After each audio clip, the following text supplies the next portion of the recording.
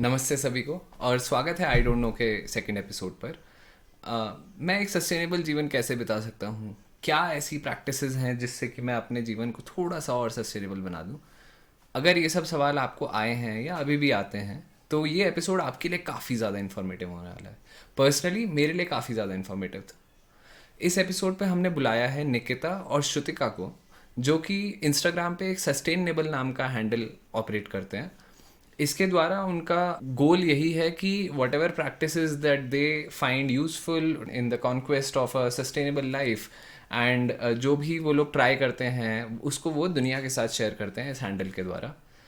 इस कॉन्वर्सेशन में हमने यही समझा है कि उन्होंने ये हैंडल क्यों चलाया, पहली बात तो, एंड उसके बाद उनका क्या एक्सपीरियंस रहा, एंड स्पेसिफिकली हमने थोड़ा फैशन एंड वेस्ट के अराउंड काफ़ी ज़्यादा बात करा है। तो let's head in, we're live. So first of all, I think again, thanks for taking this time out here and welcome to I don't know conversations. And I would just like you to kind of go ahead and एक बार if you can quickly tell us since you run an Instagram handle called Sustainables and you both are very much into sustainability, right? So just a brief introduction of that and like how did you even start the handle in first place and what was your thought process and how do you go about it? So yeah, a quick introduction to that. Hi, I'm Shrutika, and Nikita and I know each other from past 15 years now. We were actually roommates in our college, and that's how we first met. We were the first people whom even met each other in our college back those days. And actually, we did not know that we both have so much love for sustainability or eco living and conscious living, etc. It just happened organically, and we were in random conversations. Oh, how you treat it this way, oh, you also like it this way, and etc. And I remember we both were in our jobs. We both are still in our respective jobs, but we were like, oh, like that's amazing information, and it's definitely like a lot of like-mindedness. What do we do about it? Can we, like, is there a way to talk about it or to tell people? And of course, Instagram being Instagram, we are like, that's quick, that's easy, and everybody is on IG. So of course, we have bigger plans, blogging, this, that, and all that. Nothing. I don't think so. We are able to even take care of our own Instagram properly and consistently. But I think it is still so what happens is Instagram is a very strong visual platform to tell out any certain idea and concepts, and Correct. so it was easy for me. I'm a more visual person. Nikita is more copy person, and we thought we have some skills that we could combine. Knowledge is also we could combine coming from product and fashion. Having same passion on sustainability and what is the take from two different worlds, and we thought, okay, let's just at least start a page and let's see how it goes. And that's how randomly 16th October 2019. We were thinking of starting it much earlier, and then one day she's like, Shrutika, aaj World Food Day hai. Let's just do a post. Let's just start. So we are like, Yeah. okay, let's just start. So 7:30 p.m. we both are in our offices still, and we are like, okay, let's just make a post. And that's how we started. So no planning, nothing. We just started. Yeah. So I was just going to say that it just hit us that since Shrutika is a brand manager, she's very strong with visual storytelling, and we thought because we both belong to design, we studied together in symbiosis, which is where we did our design, and we just called each other and said, okay, I think Instagram is picking up. We don't know where how we're going to communicate, but I think it's important to communicate what we have in mind, and a lot of people at that time, I think sustainability was just picking up a little bit, right? Where people had, whispers around, but we said, okay, why not jump in and just give it a shot? We have a few ideas. We think living this way would be really beautiful. So why not, just put a post. We just put a post of, a plant that we grew at home for World Food Day. I remember, and it was no fancy camera, no fancy words. It was just a picture from our, phones, and we put it up, and we said, okay, let's, I still remember the post, like, let's return to our roots and our local communities. Let's do some small kitchen gardening and all of that, and that's how we just kickstarted, our journey. And today, I think we've come a long way. I think Shrutika had mentioned that we were very active, but we just turned into new mothers a while back. And that is why we're not able to, give it everything. But we're doing that irrespective of Instagram. We're still doing that in our lives, and I think that's more important. And we're hoping to spread that to the next generations, which maybe we'll talk about soon. Nice, great. I think that's you guys were already doing some things in your life which you felt were worth sharing and probably are kind of, would be helpful to incorporate in our lives to help the environment and the planet as a whole is the essence effectively, right? So, matlab, just a couple of things, matlab, of what all you guys are, kind of doing on a daily basis or in your lives in general. If you can just tell a couple of things or a couple of practices which you are following. So I think starting from it's just about so much about lifestyle, right? Sustainability. It is not like okay, you have done your physics, chemistry, or whatever, and then you jump onto a certain field. I don't think so. Sustainability yet is so organized. It is not an organized sector. It is not something. There is a standard book to it. It is there is no ABC to it. It is literally how you end up perceiving and living and asking questions to yourself and how you want it to end. So I think for me at least, I can say that because I was so much into fashion communication, I remember doing a project on khadi, which is Mahatma Gandhi's invented fabric, right from India. And when I started, it was actually one of my degree projects. And when I started deep diving into it, all this organic cotton and hemp is actually foreign based material, of course, we have a certain pockets in India that we cultivate this, but primarily khadi is the most enriching fabric, which uses very less water. It is homemade. It is literally, from your fiber to fabric and all of that. And I think then I never looked back. So even in my master's, when I did it, London College of Fashion, it was all about how to communicate to the customer practices. And for me, it was very much into fashion. For example, if it's consumption about it, do you really want it? Where is it going to? So I think we just encourage everybody, like, just ask two questions before buying and consuming. Where has it come from and where is it going to go? If you know the answers, go for it. And if you're convinced with the answers, then go for it rather. So when I came back from London, I had my own startup. I introduced a clothing library wherein you could, because just to beat that consumption in India, there are a lot of weddings, of course, and I obviously wanted to have a business which could monetize, and weddings, of course, is something that. So I introduced a clothing library in the heart of Bombay where you could rent an outfit and return it back in a hygienic condition, wherein earlier there was only those Bombay Dresswala and Jaganlal, Maganlal and all of that, where Garba costumes, and it was very outfit oriented rather than occasion oriented and designer oriented. I ran it for a few years. Of course, it didn't monetize. As I think when we started in 2019, even then sustainability was just picking up. Like there were not those many people who had open conversations about it. It's still unorganized. So I think you just believe whoever is saying anything. And that is where we wanted to come into the picture that, listen, we are really into it. And we can see a lot of people who are saying it does not make sense. So let us just put it out there. So I think even questioning, like, for example, for her, for Nikita, a lot of stuff related to garden and food and composting, those shareable tips, what she's already doing and what she's already living, kind of, we started putting it out. And for me, a lot of like if you're, I don't know, it's a random example, like I was in Greece and there was a table, and in between they had created an actual garden between that. And there was stuff growing in it. So the whole point of introducing sustainability in your decor, in your fashion, in your home. Yes, of course, we know the popular topic in India that मतलब कपड़े को पोछा बना के use करते हैं, but nobody's talking about it because of so many new introductions of brands and Western brands coming in consumption. So I think a few tips on, of course, how to choose your outfit, material, what is organic cotton, how do you kind of do it, beauty related hacks. We even have spoken, like, ditch the fancy scrubs and literally take a moong dal from your house, and that has the highest collagen which is needed for your skin. You can do it. And I was introduced by my former boss actually to it, who's a very well-known lady. And she's like, she doesn't use anything fancy. It's literally everything is homemade.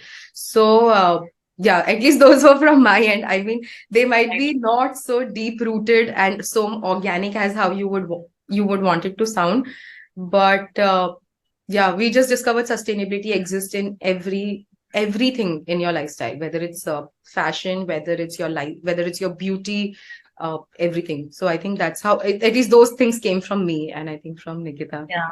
I think what picking up from what Shrutika said, although it exists in your life, I think it's about choosing. So it's always so this buzzword of convenience that's been going around, right? It's always a choice between be doing something that's convenient versus taking that small extra step to not do that something that's convenient. For example, okay, so firstly, we live in two different cities. I live in Bangalore and Shrutika lives in Bombay. So space becomes a very beautiful topic to talk about, right? Bombay mein to just like we all know, there's no space, and in Bangalore there's a lot of space. So that itself makes a lot of difference because here you have the luxury to have a garden or at least put in things around and see them play. In Bombay, you have to be very resourceful.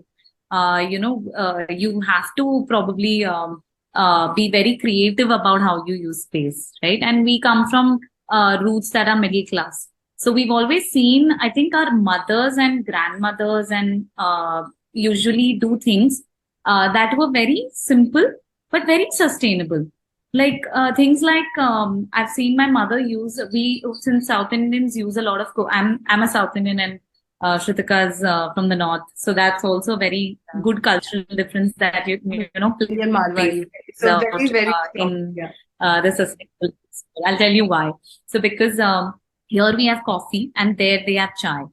So let's say we use coffee ka jo decoction hai, we use filter coffee at home, and the decoction that comes, we actually started promoting coffee scrub, right? You can actually use it because we do this every day at home. We don't throw the coffee, we put it in the plant. Yeah, we use it on the face as a scrub. It's as simple as that. And then, like, for example, Shrutika, ghar pe jo elaichi vagera, you have the, peels of the cardamom, right? They don't throw it. They actually use it for masala chai. They save it. So we thought, okay, why not create posts about this and, promote these things because they're usually done at home. Today, people have forgotten these things. So we wanted to revive certain very simple things that you do. So where I'm bringing conveniences, it's easier to chuck it in the bin than, save it in a dabba. That's just that simple difference. But it actually, helps you in the long run is what we think, because let's say a brand like McCaffeine, what is it doing today, right? It's actually bringing coffee scrub into mainstream and selling it for like $100, but you'll buy it now because it's cool. But the same thing your mums and grandmoms anyway did, right? Simple things like we use coconut fiber. So South Indians home, like I said, use a lot of coconut. So the coconut fiber we actually use to scrub vessels because the milk, stains go away. We also use coffee, by the way, because the smell also goes away. So you use a combination of coffee and coconut, and you actually don't need a prill or a vim, right? We use tamarind. So again, South Indian homes use a lot of tamarind for rasam, sambar, right? We use the jo chilka of the tamarind, and after the residue, like after the water is taken out, we use the residue to shine the vessels at home. We save it to shine. Similarly, lemons, right? Because of the citric acid content in it, it actually bleaches vessels. So we use, let's say there are, cut lemons that have gone bad. You keep it in the fridge because it actually takes out the odor. It absorbs all the odor and just removes it. But now there are products we think is unnecessary, like Cool Mama, let's say, for example, where it removes the odor if you keep it inside. But just keep a simple lemon peel and you're done. So similarly, again, what else can be done daily? Use peels.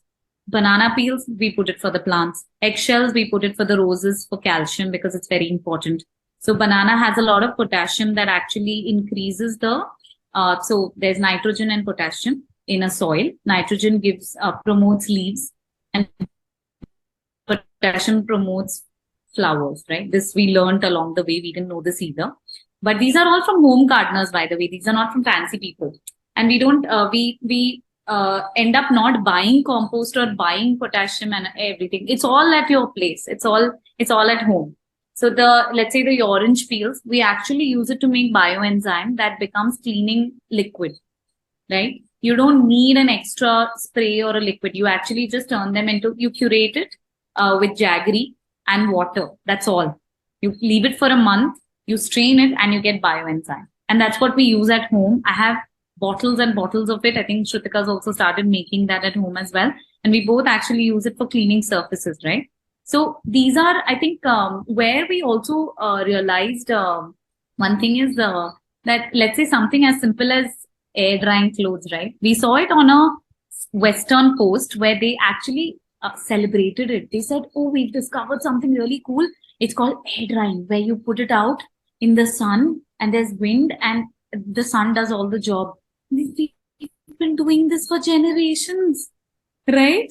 And they were promoting it and celebrating something like this. So we thought, okay, so this is like it's very simple stuff. And India is actually, thought of, actually their evolving has, there's a delay in their evolving. And we are the evolved ones, right? Whether it's coming from a frugal point of view, whether it's coming from a saving money point of view, in India, because you don't have enough resources and, because of the population, because of the divide, you end up being resourceful. You end up reusing.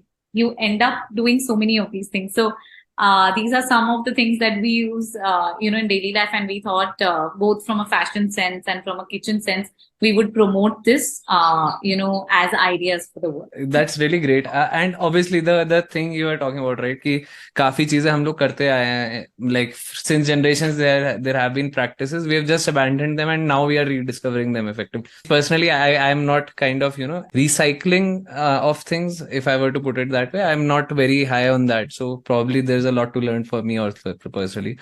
Aishwarya, you were saying something? Yeah, I mean, I found a lot of interesting threads in what Nikita and Shrutika both shared. So one was that these sustainable practices, like Nikita said, they're rooted in probably a value of around resource scarcity, but those practices can go a long way, especially when we're talking about sustainability in the modern world.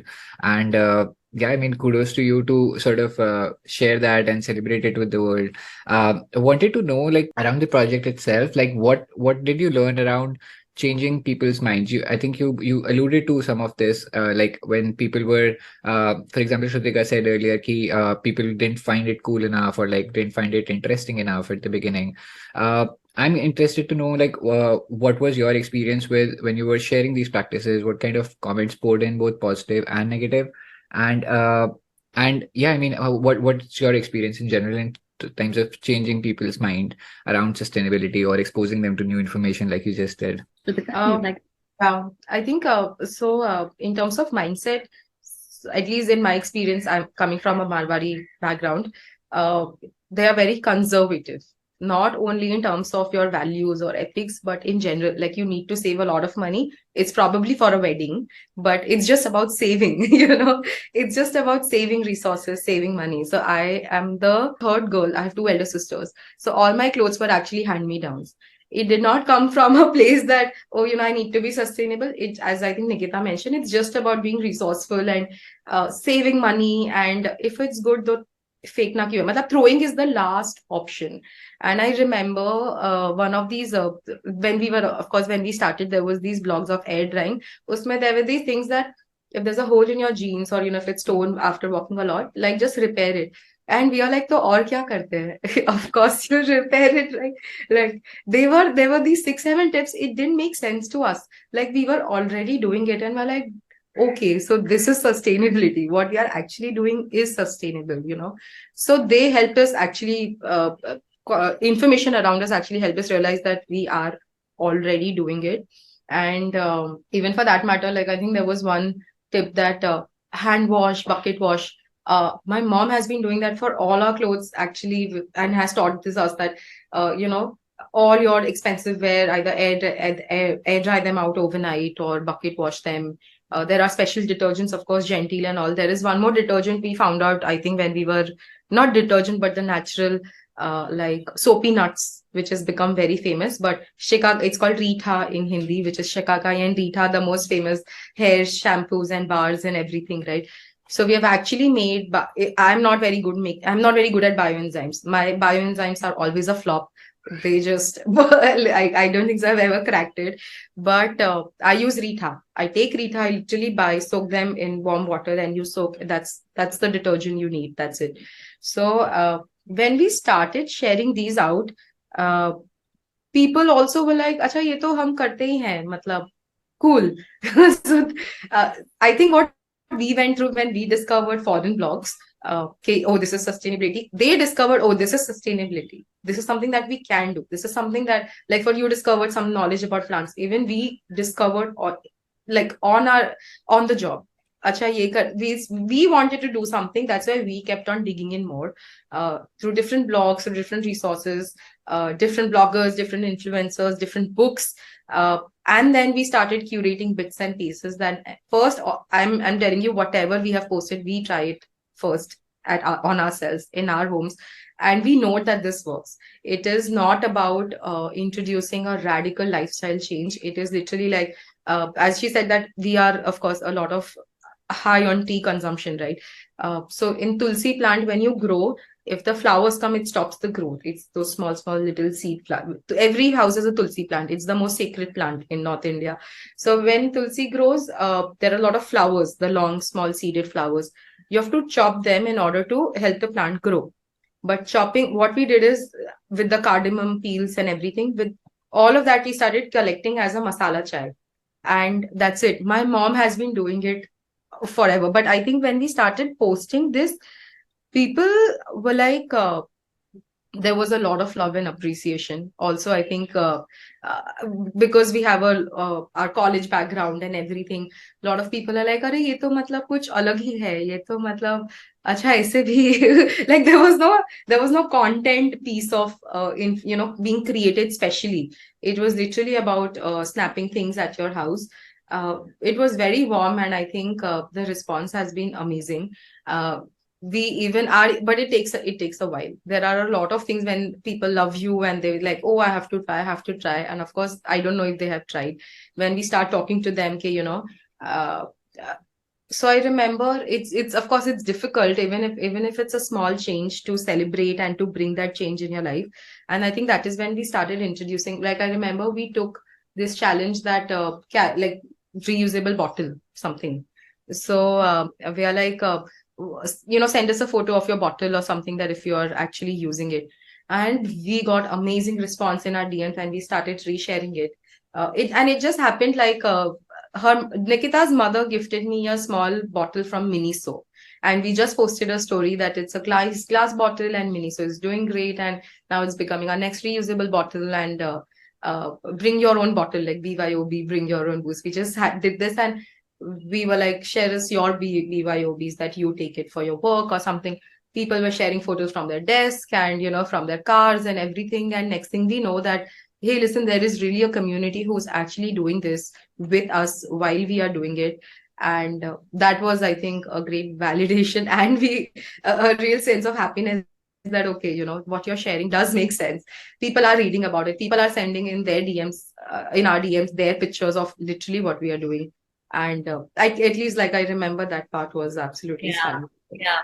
I just was thinking about it while Shrutika was also talking. I think people move at different levels, right? So that people, so let's say if you're when they want guidance, which could go into being preachy.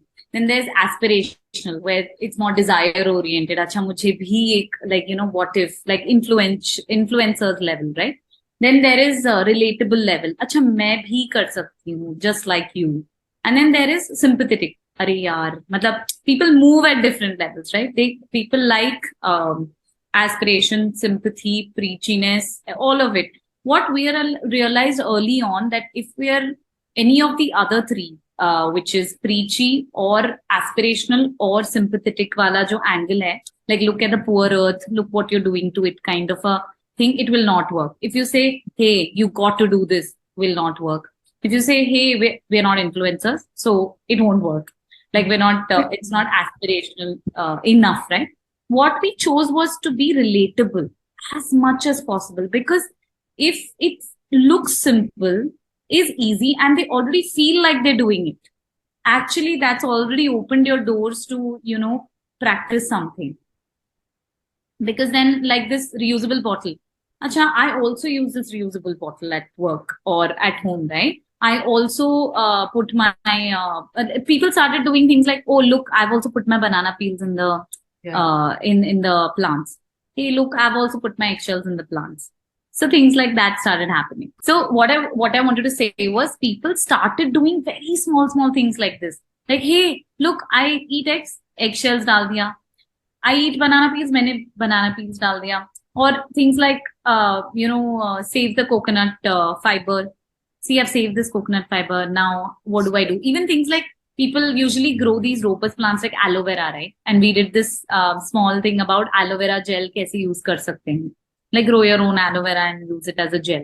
And use it in an oil, from the hibiscus plants. These are easily, like if you say grow orange trees and then all of that, it's very difficult, right? You can't do that. Even if it's Bangalore, you can't do that. We actually started learning from each other, Yeah. because most of the things what Nikita is saying, even I did not know when I started. All these potassium, nitrogen, all this super knowledge of, plants and how to literally coffee scrubs and all. I had no idea. So there was a lot of exchange of information within us also, because coming from such stark backgrounds, stark different cities, metro cities. So very small example, but we were in lockdown and she is a big time into composting, even where before it became the word, like I think composting. So I was not. And one fine day and I'm like, yaar, ye to I don't know if I'll be able to do it. I have to figure a composter, ye wo sab karna hai. She said, there's nothing. It's just this. And I'm like, it's lockdown. It was April, literally, not even a month into lockdown. There's hardcore, matlab, online orders, so nothing. Even kirana shops were shut. What are you going to buy? She made me start composting on a video call in literally 1 hour.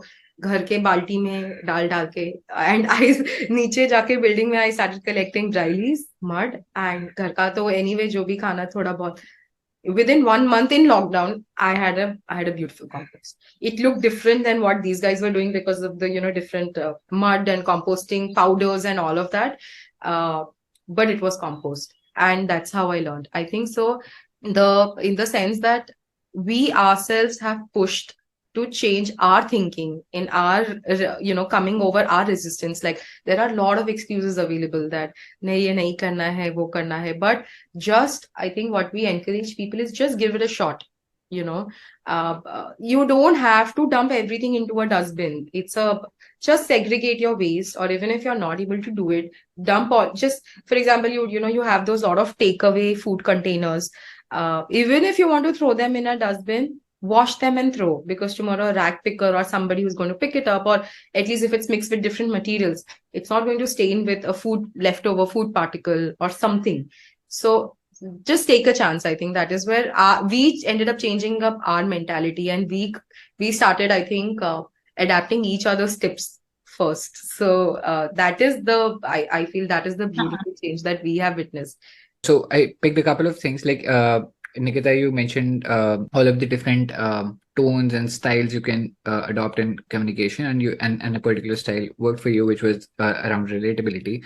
And I think I've been in the communication space for the last 6-7 years, working mostly with conscious brands. And I felt that too, like when you're alarming consumers, it's not necessarily the best way to land your message. It's much more better to sort of go with an authentic message coming from something that is relatable, something that is from your everyday life. And all this talk about enzymes, like it brings back memories of working with a brand called Acom Eco. They had the before the Better Home line of cleaners, they had this bioenzymic cleaners as well. And I learned a lot about composting. So my mother is into gardening a lot. So yeah, we did use a lot of their enzymes to compost it. So I think they were selling mostly catalyzing enzymes for the compost that you're already doing at your home. So yeah, I mean, lot of what you said is relatable. I Right. wanted to next sort of understand, like, Shrutika, you mentioned that you both were learning off of each other. Who were the other, let's say, resources, books, influencers you would point people to in terms of like getting a grasp on sustainability? And from what I understand, you're talking about sustainability in a modern urban life. So again, in that particular niche, are there books or people like people who are watching this can pick up next, just to sort of like maybe get some inspiration, get some more tactics to sort of use in their daily life? Anything that you would like to point out to? So I'll leave the fashion side to Shrutika. She's better placed to do that. We had something called Design Yatra in the National Institute of Design, where we used to visit different businesses. I was a design management student, so we visited different businesses to understand different models and the role of design and everything. So one such place we visited was Daily Dump. So that's still in Indiranagar.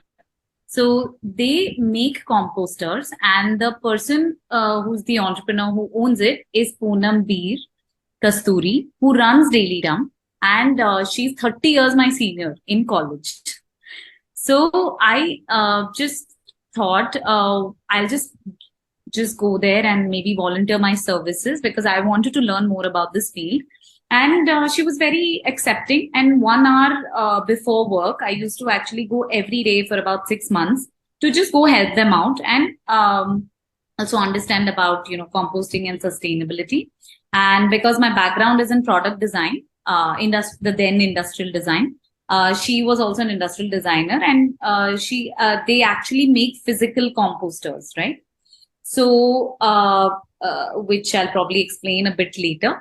But that's where I really learned, how the government works, how farmers work, how waste works, how landfills work, and how if each of us just composts at home, you would get rid of so many landfills that we put together as a country, right? And this sort of, I sort of went crazy. And I got a composter at home. I started gifting composters to people. Like I did a lot of those kind of things, and started promoting it. I also did an office call on it where lockdown pay. I actually took a session on if you're at home, might as well compost. Things like that. And I started talking to the waste collectors, their lives, and started putting up posts on they don't deserve this. They don't wear gloves. They actually sell those gloves because they can make money out of it. The government gives them gloves, by the way. They give them aprons. They give them those rubber boots to walk through the landfills, but they sell it because they can get money and demand for more. So this is what they do, right? So as in there's no design in this whole system, right? But anyway, cutting back to, this. So I started my composting journey because of Poonam, because I learned a lot from her. Right. And that has been, so I never really followed, people who are doing great things like building amazing agricultural machines and all of that. Because Bangalore is a place where you can do a lot, because we actually focus a lot on this. There's a person called the Rain Man in Bangalore who actually helps people build rainwater harvesting systems within their, 30 by 40 plot. So the government has actually mandated कि बनाना ही पड़ेगा आपको rainwater harvesting, right? But he's actually, helped people build very efficient systems. Then there was this one more talk that I affected. I think he's called the Zen Man, where he actually promotes digging of wells versus bore wells. Even in the space that you have, how wells actually that we used to build before in India, and that has become bore wells. Wells actually provide for an entire ecosystem, while bore wells are very selfish. They actually provide only for a certain set of people. And you can just about have a lot of corruption around bore wells, because your bore well can go into somebody else's, water bed and draw water from there. And people won't even know it because it's so deep. So he was talking about how wells actually formed communities where people share water from the water bed, right? So these are some of the things that have influenced me, at least in the. Of course, there are a lot of these people who promote, planting, gardening. But having said that, it's not easy. I have been party to killing plants as much as the other person before I got it right, or got a few tomatoes. But I think it's all about look out for the people in your circles. I think that's a great place to start, versus looking out for people in the big places, jahan pe shayad emulating them is not possible. So look out for people in your circles and you'll be good. I think it's a great place to start. Cool. Shrutika, what about you? What do you have to add? For me, I think when it all started in college. So I think what Nikita, at least in Nikita's experience, most of the stuff is sustainable and environmental. In fashion, I think the first question ever, I think my mentor, then mentor, was like, you want to do sustainability or environmentally? How do you want to help? There is a big difference. So, for example, even if you're buying something like a plastic bag, we have wrote this about on a blog also. When it was invented, it was the most sustainable fabric, the material. It still is today. It is. I mean, it can sustain weather. It can sustain any condition.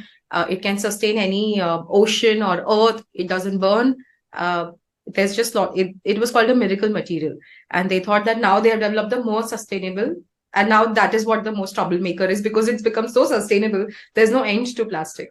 It can carry liquids. We still don't have any other substitute except polyester to carry liquids. So what are we still don't have the solution to it, right? So that's why, of course, you have glass bottles, but then breakage. There are a lot of factors in substitute materials when we consider. So I think in fashion, sustainability and environmentally are very two different aspects. So if you want to do sustainability, you think of its end life goal. Like, for example, if I keep using this example, but how human has like an average life cycle of 0 to 70, 75, 90, whatever. Every material or every product has a life cycle. And the whole point for me, like for example, if it's clothes, what is the average life cycle of a garment in your wardrobe today? Is it, if you buy it, 10 years, 15 years, 5 years, 3 years, it might go to somebody else, then maybe your brother, or maybe somebody, maybe you will give it away to somebody. But then what is its life cycle? So even in sustainability, you consider a life cycle. In environmentally, you consider how you're making it, ethical practices and material substitution and a lot. So I think I met this, a lot of it I discovered actually in my college again, as I think Nikita also, that's the place where you just are so open, and I think you're just seeing so many new things at first. So I have a mentor called Helen Story. She has, there is, of course, Dilys Williams. There is an organization called Center for Sustainable Fashion, CSF, whom I worked with over a year, and she's the director there. And these two ladies have been incredibly powerful to me, at least. Like, for example, Helen has made a dress of a glass. Now in India, traditionally I would never think of it like, matlab ye to art piece hai, isme what is it? But the whole concept of nudging people to even think in what you want to wear, where is the material coming from, or jeans that can breathe. So there is a material in cotton, which of course, where you can make a jeans. And I don't know if many people know it, but one jeans uses some 10,000 liter fresh water to be made, and it is fresh water. So your stone wash jeans and the ones which are trending, they are actually environmentally bad. But then jeans was actually invented so that people don't grow out of it. They are using it for 50 years or more. So it's actually sustainable also. So where is this line that you draw? So of course, Helen and Dilys were main people. And I think when I started a clothing library for this reason, that you can keep on reusing your clothes. That is when so I discovered that a lot of it, even if you substitute your material, for example, cotton to organic cotton, but the buttons, if it's made of plastic, or the stitch that you use to inseam or to finish piku or whatever it is called, if it's made of polyester, it is not recyclable, the garment. You have to tear off the lapels, you have to tear off the buttons, and then take a pure blob of cotton and then dump it into a recycling machine. If there are plastic buttons going in, it is not going to work. stuff like this. So how are you 100% sustainable on environmental? We still, fashion still does not have any answer to it. So when you deal with garden or when you deal with kitchen, you are helping at both ends. But here the story is very different. So at least I think, Aishwarya, like if you're saying you're into communication, and that is what you help, I think you will understand this at great deal, that how you end up talking about it, that just because you use organic cotton does not mean you're sustainable or Mm. environmentally conscious. If you're able to recycle it, also for a recycled product, it cannot be 100% recyclable. You have to mix a virgin material to it for its strength, or for it to sustain, that new shirt to sustain. So if you're making a shirt out of a plastic bottle dhakkan, like a PET bottle, you have to mix virgin plastic also 20% to it. There is an organization called Lucro, LUCRO. It's based out of Gujarat, and I remember visiting their plant and seeing those small virgin beads and recycled beads. And uh,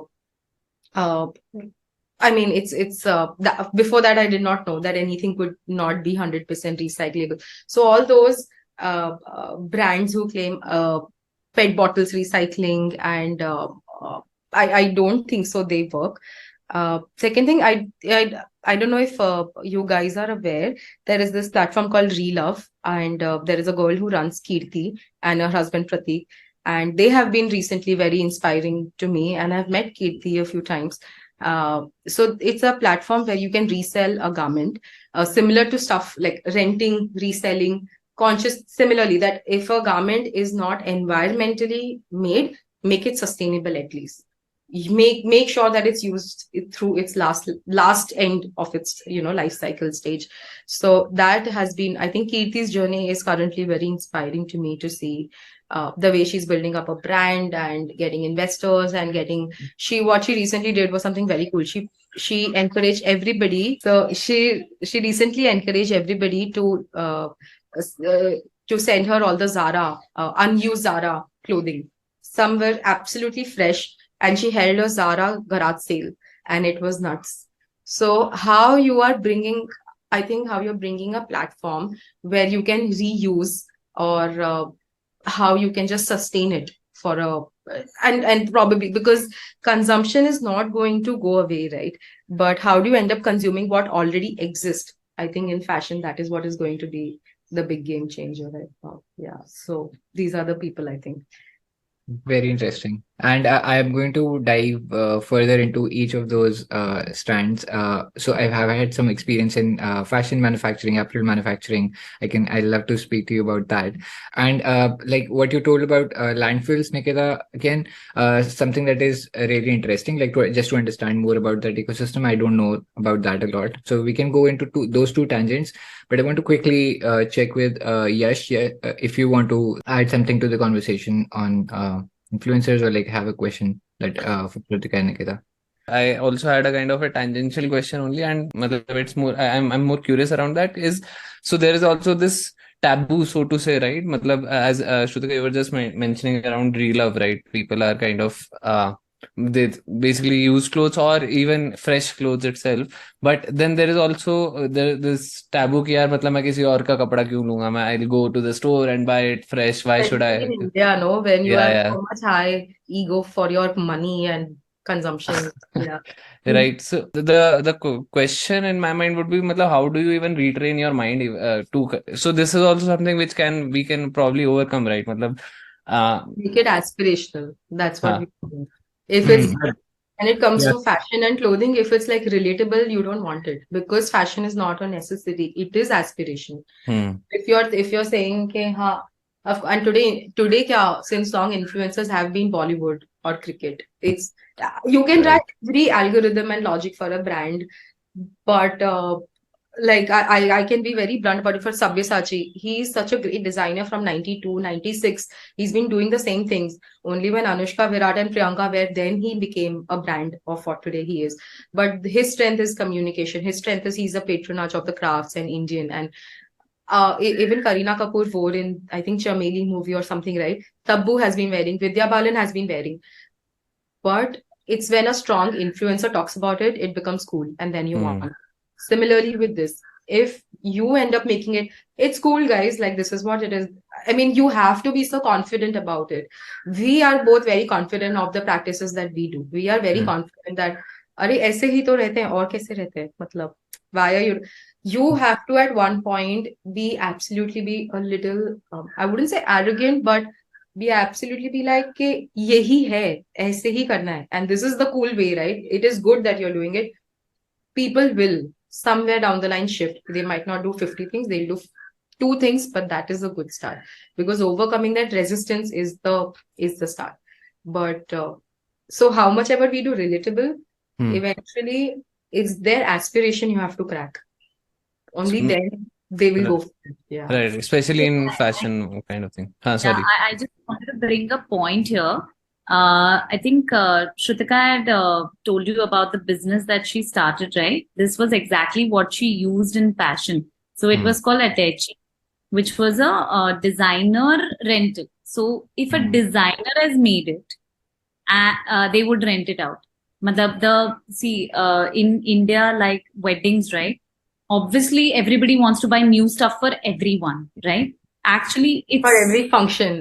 for every function. Right. Yeah, why am I forgetting? Every function, every person has to wear something new for those 5 to 10 days, right? Or more. I think Nikita doesn't understand that there are no temple weddings in Marwadis. There is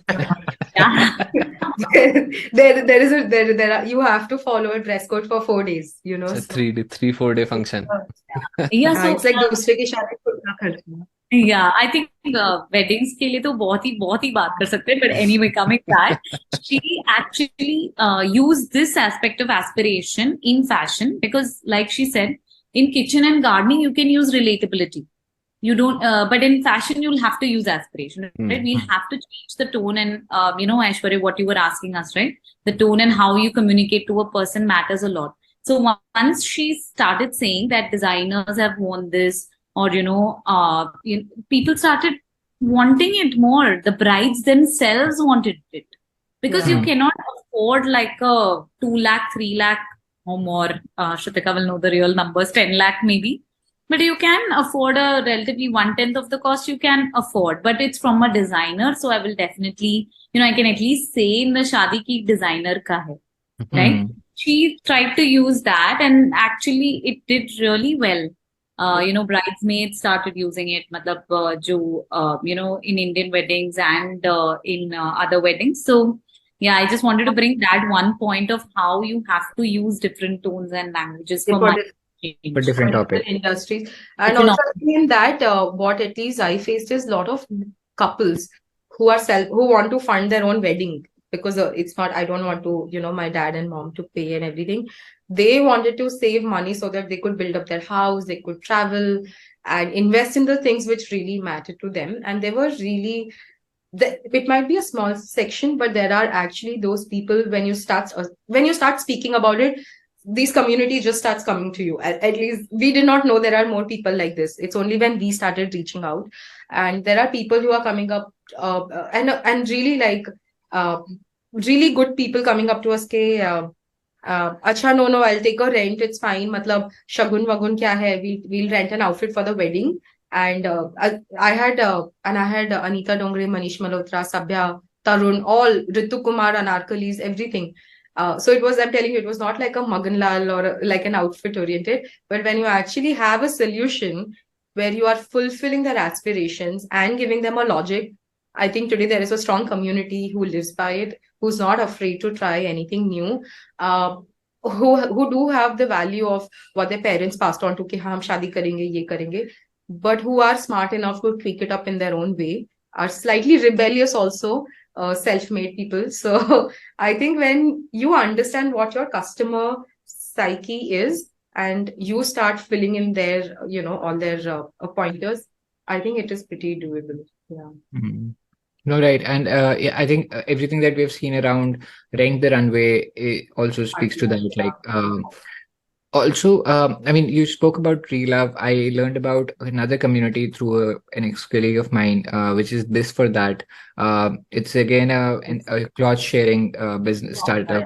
It just, Yeah, but did it just pause? I think they just took a pause. maybe I haven't They tracked did. very closely, but yeah, I remember this business as well. It will be good to sort of chat with more with Relove team in terms of how they're cracking this code. And yeah, thanks for bringing that up. So I like to sort of take a step back and go back to Nikita. Nikita, you told me that you told us that like there was a lot that you learned about landfills.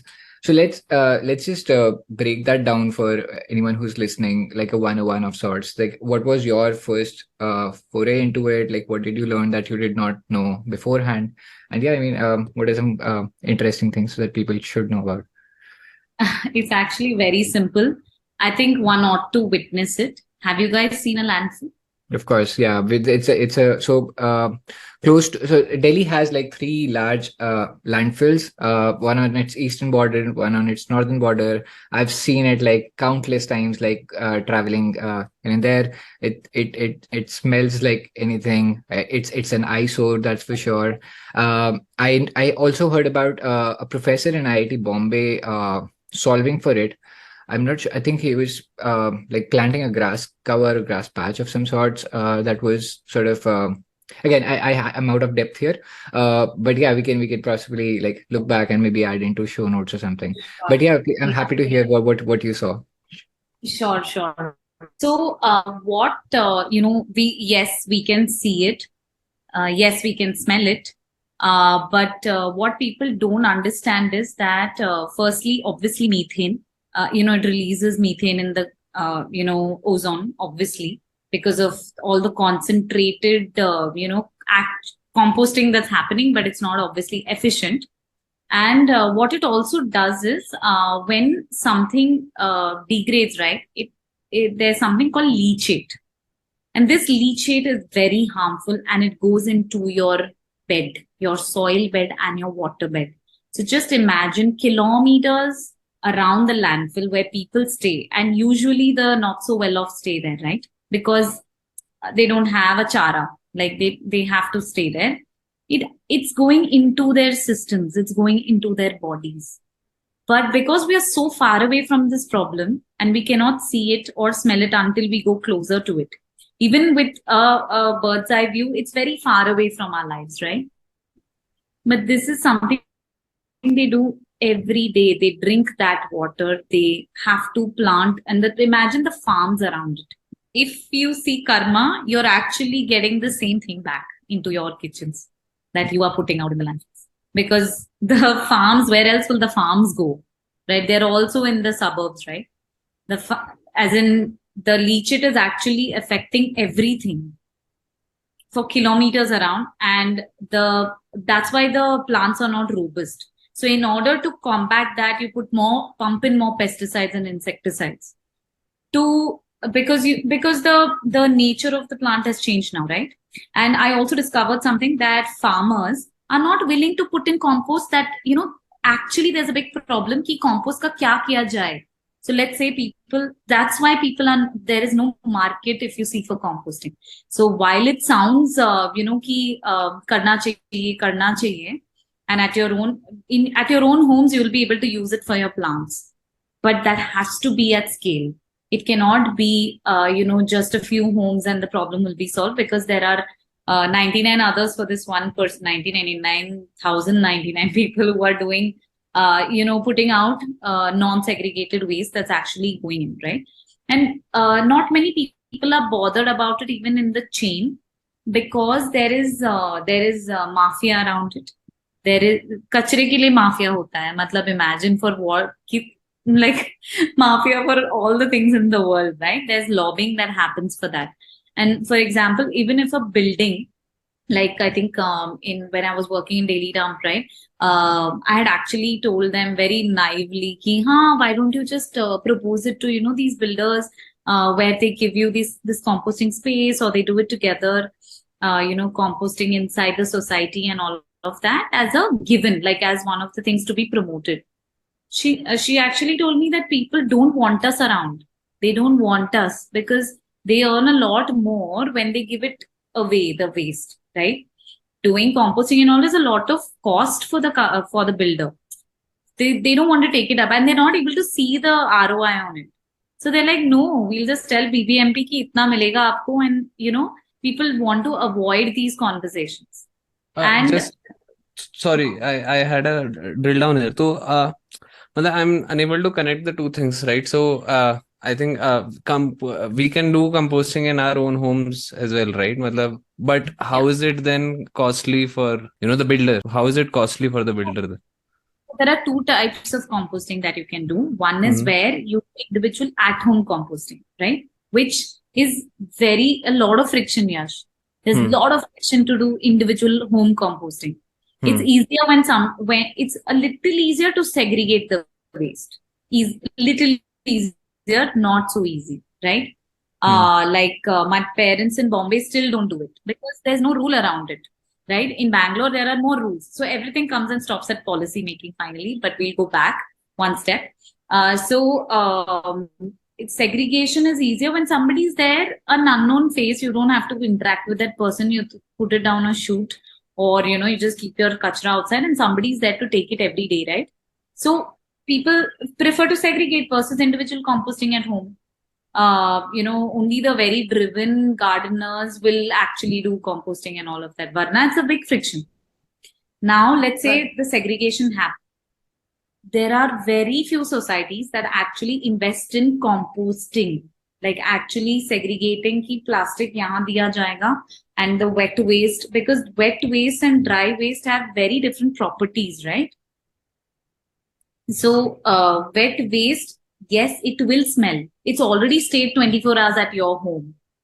Now another 24 hours to get to the, wherever it has to go. Another 24 hours in a truck that has to transport it.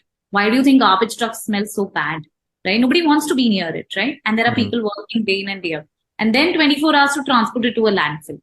So the material has already degraded. Your things like, let's say, coconuts or eggshells don't degrade so fast and smell so fast, but something like a kadi patta or something like a dal that you would throw out will degrade, and very fast, especially cooked food. Not raw food, cooked food will actually degrade way faster, and there's no way of saving it that much also, right? What I'm trying to say is, when you compost at home, you can control the environment. But in a landfill, it's uncontrolled. You have no control over the mixing of materials, like sanitary pads, diapers. Imagine these things take 8,000 years to decompose, one single one, right? And medical waste. Imagine the kinds of waste, industrial waste, home waste. All of these are mixed in a landfill. And that's why there's no way you can escape what's happening there. It's rotting. It's literally amounting to nothing except bad, which is methane in the layer. But similarly, if you were to segregate your waste, there are different ways to even dispose your batteries, you know that. Batteries, there's chemical, right, in a battery. It's a leachate. It will go into your system. It's harmful. It is going into your beds. And that's what you're also eating finally at the end of the day, which is why we also promote growing food at your own home, although it's not easy. There are ways, there are people who do it. You can't do it at scale very quickly, which is why we trust the farmers. But the farmers would always choose soil rotation, which is faster, which happens through a subsidized chemical fertilizer, over a compost that will take longer, because they want money fast, right? They want money every 2 months, 3 months, where they can rotate crops fast, which actually spoils the layer of the soil, because you keep running water over it, you keep running different plants over it. It actually, the erosion is happening. Right. If you put compost, it's actually lengthening your soil life, but it won't give you a yield fast. But people want yields faster. So the government is also incentivizing chemical subsidies, right? Chemical fertilizer subsidies. So the farmers are obviously going for it because it's cheap. Here you make oodles of compost, and transportation cost mein lag jati hai. Why would they buy? So I think it's a systemic problem, this entire thing is a systemic problem, and it's not easy to crack it. And just doing home composting, some people will not solve the problem. I think that's where I think we should collectively use all our let's say marketing, product management, fashion communication, and brains together to solve this problem. It's not an easy problem to solve, whether it's a landfill or it's home composting. Yeah, makes sense. Didn't know about leachate, and good to know about it all.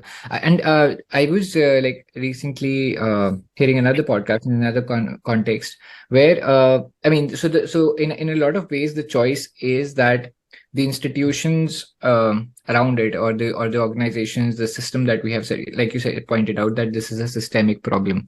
So do we abandon this system and do things our own way, which is like growing food at home, composting ourselves at home? But I think like our modern life does cannot sort of operate that way at any meaningful scale. Maybe like for one person here, there maybe for a few people, it's possible to sort of relocate and like do things in their own way. But it's by and large impractical for vast majority of us. So in that case, like I mean, you mentioned for example the mafia around it, the lack of collaboration between the builders and the government, and I think a lot of this is also because like systems are opaque and like people do not know about it as much. So I hope this conversation sort of is a step in that direction in terms of like spreading the awareness. Anything else that you want to sort of share about that ecosystem, or again the problems that you could identify, things that people should pay attention to before I sort of move on to Shrutika and understand about the value chain of fashion there? Very frankly, I can go on and on. So I think you should move to Shrutika, because I'd rather answer a question than only talk about a systemic problem, because systemic problems by nature are very complex, and people don't look at it as a systemic problem is the problem. मैं अगर आज segregate करूं तो क्या होगा is the question, right? 100,000 people are not doing it. So मेरे करने से क्या फायदा is the simple question that comes, and how do you answer this? You can't answer it in an easy way, and there is no easy answer around it. Like I said, right, in Bombay, things are getting mixed, and how do I explain to my parents कि ये हो रहा है, ये हो रहा है, ये हो रहा है, right? It's very difficult. They're like, we're old, we don't have support here. How much will we do? Right? The intent is there, but finally when it plays out as behavior, badal jata hai. So I think it's all behavioral in nature. I think intent sab mein hi hai. Like anybody would be moved with intent, but unfortunately intent doesn't move things. Sounds good. I mean, okay. So Shrutika, let's discuss the value chain of jeans. You mentioned that jeans takes thousands of liters of water to produce, and I think there is also a problem around use of dyes in jeans, which pollutes the local water bodies. I think I've seen like some scenes out of China where I think this village produces jeans at an unbelievable scale, and their water bodies are like almost blue. I mean the denim blue that you might see from dyes. And I think like I said, in parts of India as well, I would imagine that that's the case, at least in some industrial townships. What I like to do here, Shrutika, is to sort of explain that value chain, maybe from starting from the material itself, and maybe if you can touch upon how sustainability or questions around sustainability matter at each step of the way. So from sourcing your fabric to manufacturing it, to packing it, to transporting it. I mean, however much detail you might want to go into it. I think so. Any fabric, right? It's first a crop, which is where again when Nikita's points come, the farming. Even if it's a cotton or any sort of if it's the first ethical practice is there. How is the farmer even growing that a certain crop? Because of the demand, of course, they will choose cheaper and faster alternatives to kind of compromise the environmental values, which have to be taken into consideration while even growing a cotton or while even growing a crop, and then jumping on to making it a fiber and then making a fabric out of it. So this is if you whatever we call it, like a loop, or we call it like a cycle of how a garment is made. So of course, this is in the makers language, wherein you convert a fiber into a fabric and then fabric into a garment. Now, for example, I don't think so. You can do anything. You cannot do much about it. Of course, there are certified farmers and organizations who work with these people who are not using pesticide or who are using compost to kind of leverage the fertility and enrich the crop. But in the end, policies do make a difference, and I don't know if there is anybody whom even we can claim that okay, you can go with this guy or you can. But of course, there are these certificates introduced and certify. You can certify a certain people that iska at least kam hai, या फिर silk for that matter. Silk is the inside thread of a silkworm, right? You have to kill somebody to get that worm. Now, of course, there is a Jain community who use raw silk and they are against animal cruelty.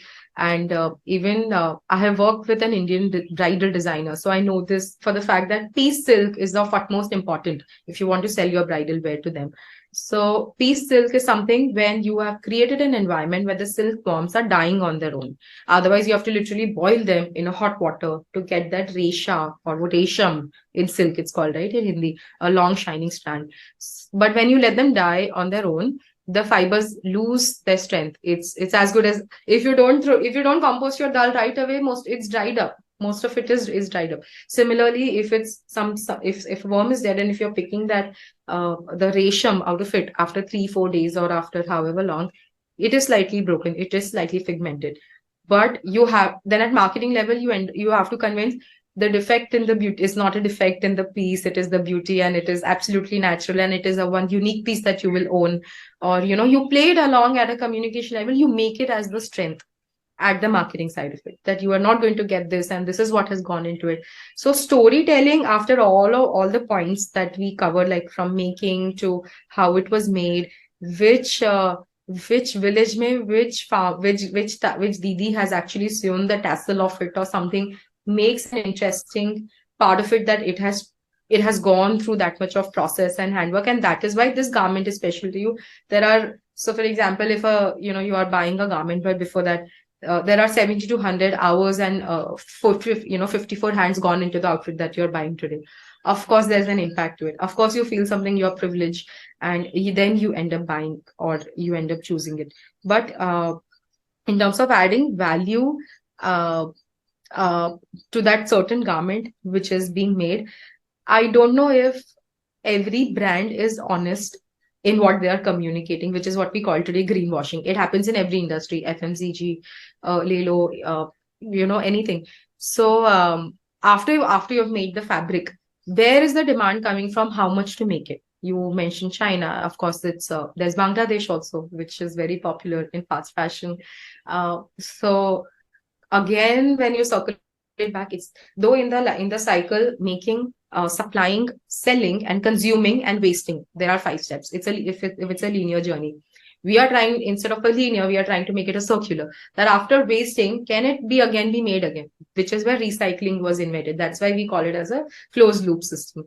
Now, of course, transparency matters in where it was made, how it was made, so that at least people are encouraged that even if you're buying a t-shirt which is made out of a plastic bottle, it is convincing enough that you are fulfilling your part. Let's say, Acha, theek hai, I'm not able to do composting, but I'll buy at least stuff which has the recycle logo to it. So that's your self guilt, or that's your way of overcoming your guilt, that chalo, even I'm buying a garment which is organic cotton, which is for 6,000 rupees versus the 500 rupee t-shirt, so I've done my bit to the industry. But ऐसे नहीं होता है. What have you learned about it? Where have you even for us, there are a lot of homegrown brands right now in India in fashion. There is, of course, one brand whom I really admire in their communication and making is Summer House. I'm not too sure if you have looked it up, but do look it up. Even in the way they talk about how to take care of your garments, or where has it come from, where is this linen made, or etc. etc. So fast fashion is ideally fulfilling a certain demand to a customer, that we can be very proud के हमारी दुकान में ना every 30 days नया कपड़ा आता है, madam आप आइए, आपको, because first question a customer will be like, ये सब तो ठीक है, when is your new collection coming? 2 things, when is sale, when is new collection, right? Very, very, You go to a designer, you go to a Kalaniketan, you go to any single shop. A customer mindset, when you start working from a customer mindset, these are the only two things. Obviously, you want to show them new collection so that you can sell it at a full price. New collection kabhi aayega, madam? Bas abhi 3 हफ्ते में, 4 हफ्ते में. So for a brand, in order to fulfill that, they will have to give an order, right, to the maker, or a buying team will place an order to a design team कि मुझे इतने styles चाहिए, मुझे इतने कपड़े चाहिए. I have 100 stores, I have to hang 8 styles. So 800 pieces have to be made of one style. That is how the calculation works. This is, I'm saying, a normal retail brand. A designer brand might function differently, or a boutique brand or a homegrown brand is probably something how a Chanel or a Dior started way back 40, 50 years ago, that I have made a curated collection of 8 pieces, and every collection then Chanel, like for example, she started making hats, right? Coco Chanel, and that's how then it expanded into garments. But she made only one collection. And that collection, I think that is a beautiful strategy always. Again, go back to the history. They promoted only 8 pieces. यही 8 piece को उसने उस time के runway पे पहनाया, तो elite में घुमाया, सब में घुमाया, then everybody wanted that piece. Today the problem is that how you have made like for 200 400 styles like a retail brand, but now how do you make it popular? अच्छा, influencers को लेके आओ, इस celebrity को पहनाओ, make that one, like make this kurta wear 500 people so that everybody wants that kurta. Arey, but this is exactly what Chanel was doing, making only limited pieces and making them viral, that each piece is a luxury, each piece is unique. So after you have covered all these steps, how are you still justifying those remaining 300 styles or 400 styles is the question. Also, again, I think when it comes to agriculture policies and everything in fashion, I think customer controls a lot of demand. So even if same, where has it come from, where is it going to go, even if you can just anybody like question this with a garment, where is it going to go, just be aware of what you're consuming. Do you really need it? Maybe take it, maybe borrow it, maybe rent it, maybe satisfy your craving of wearing a new garment via something else. Then probably once the consumption starts being a little controlled, जैसे अभी अरे retail में बहुत अभी खराब है यार, कोई खरीद नहीं रहा है. Either people don't have the money, or they are probably, maybe today's generation is slightly more aware of what their consumption is. Maybe जो 3-4 wardrobes होते थे, अभी it's come to one wardrobe, and maybe you're okay wearing same thing 7 times, 100 times, or anything. So swapping, renting, borrowing are great ways to introduce at the consumption level to start controlling this system, so that even ऐसा नहीं है कि brands don't want to have piece silk or hemp. Hemp is, of course, a great fabric now. Amazing substitute to cotton. The only thing is everything is expensive because the demand is not so much. So obviously, once you start controlling the dynamics at the consumption level, which is why I believe at least communication and marketing are super important, and they do have the power to influence the demand here as well. Only then the CEO will be like, अच्छा ये ले नहीं रहे हैं कोई, let's step into this, let's make fewer garments, but something which will make our profits, something which will survive the top line. And then that's how probably a little bit of strategy, a little bit of buying patterns can change in any industry. And we have done this. And this piece silk example, I'm telling you, we have actually done this. We have made an entire story about it, went to the artisan's house, click their photographs, take them in black and white, put them in your showroom. Literally say, these are the people who are making it. I'm somebody who's designing it, but these are people who are making your garment. Once you start bringing in that authenticity and transparency, I feel consumers do kind of, I wouldn't say love it, but they appreciate it. Yes. For that appreciation, then you can go backward and start making changes in your supply chain. Unless and until this customer part is not convinced, the makers will have a trouble making changes in their system. Yeah. In the end, you have to monetize. Yeah. Matlab, you are building a brand to earn money, right? So in fashion, of course, it's very commercial calls when these things happen. So I do believe influencers, marketing, communication, authenticity, storytelling is the base that probably it needs to start moving. I hear. think there's also sorry, just one thing. I think one thing basically, I think if the consumers are starting to get more aware, so to say, right? So the probably the brand owner would start going to a different strategy. But I think there's also, so there are specifically fast fashion brands also coming up, right? मतलब which are actually championing कि भाई मैं fast fashion ही कर रहा हूँ, which is something now they are definitely going in with a different strategy. So from a consumer point of view, also we also know like how social media kind of shapes our consumer patterns as well, right? मतलब I think मतलब this is again a very complex system, so to say, but So like how again, do I will you say tackle it? communication, I think. So at one point, let's talk about the current scenario. There are a lot of policies where our Prime Minister Modi has made it very freely foreign brands to come in, whether it is fashion, whether it is FMCG. You have you have the Tim Hortons, Pret a Manger. These are all foreign cafes, right? Starbucks was one thing. When Starbucks came in, there was a clause that no foreign FMCG brand or a cafe would come. That's why they came through Tata. Now that policy is no longer there. So these people are just getting it. There is a whole geo world which is filled with luxury brands. It's a showcase of luxury brands wherein you never thought except for a DLF in a Delhi, except would could afford. There are a lot of policy changes, but at the same time, why is Modi promoting vocal for local? I just saw an ad 3 days back. Vidya Balan is stepping into a Kirana store. It's a beautiful ad. I don't know if you've seen it, but must watch. She's literally like she's stepping in, and the guy's like, "अच्छा madam आप आपने बताया था ये रहा आपका सामान." बोली नहीं नहीं ठीक है मैं कुछ और भी देखना चाहती हूँ ये वाला वो वाला. Then he's like हाँ ठीक है वो भी ले आओ ये भी ले आओ. Then he's like मैडम ये आज काजू की बर्फी बनाई है आप थोड़ा टेस्ट करोगे क्या? नहीं नहीं मैं अभी नहीं नहीं नहीं आप करके तो देखो. Then she taste. अच्छा ठीक है फिर she tasted. हाँ ठीक है आधा किलो ये भी पैक कर दो. तो it's a very organic experience what you actually go through when you go in a kirana wala. So I'm somebody who's been born and brought up in an area called Prabha Devi, which is filled with only kirana walas. There is no mall nearby except for like a palladium. No mall, no smart store, nothing. So I have lived all these experiences.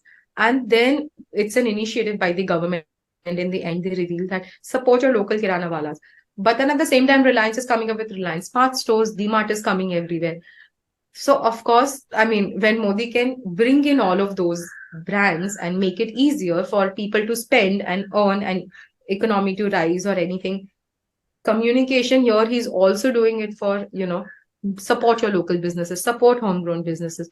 There are a lot of influencers who say that 5 ways you can support a local, like if you want to buy a plastic bottle, so if not a plastic bottle, sorry, like a bag or something, hey, ditch Zara and H&M, maybe try this one. This one is equally doing it. Maybe it's 200 rupees more for you, but it's okay that you can afford it, but it will help somebody's run their house.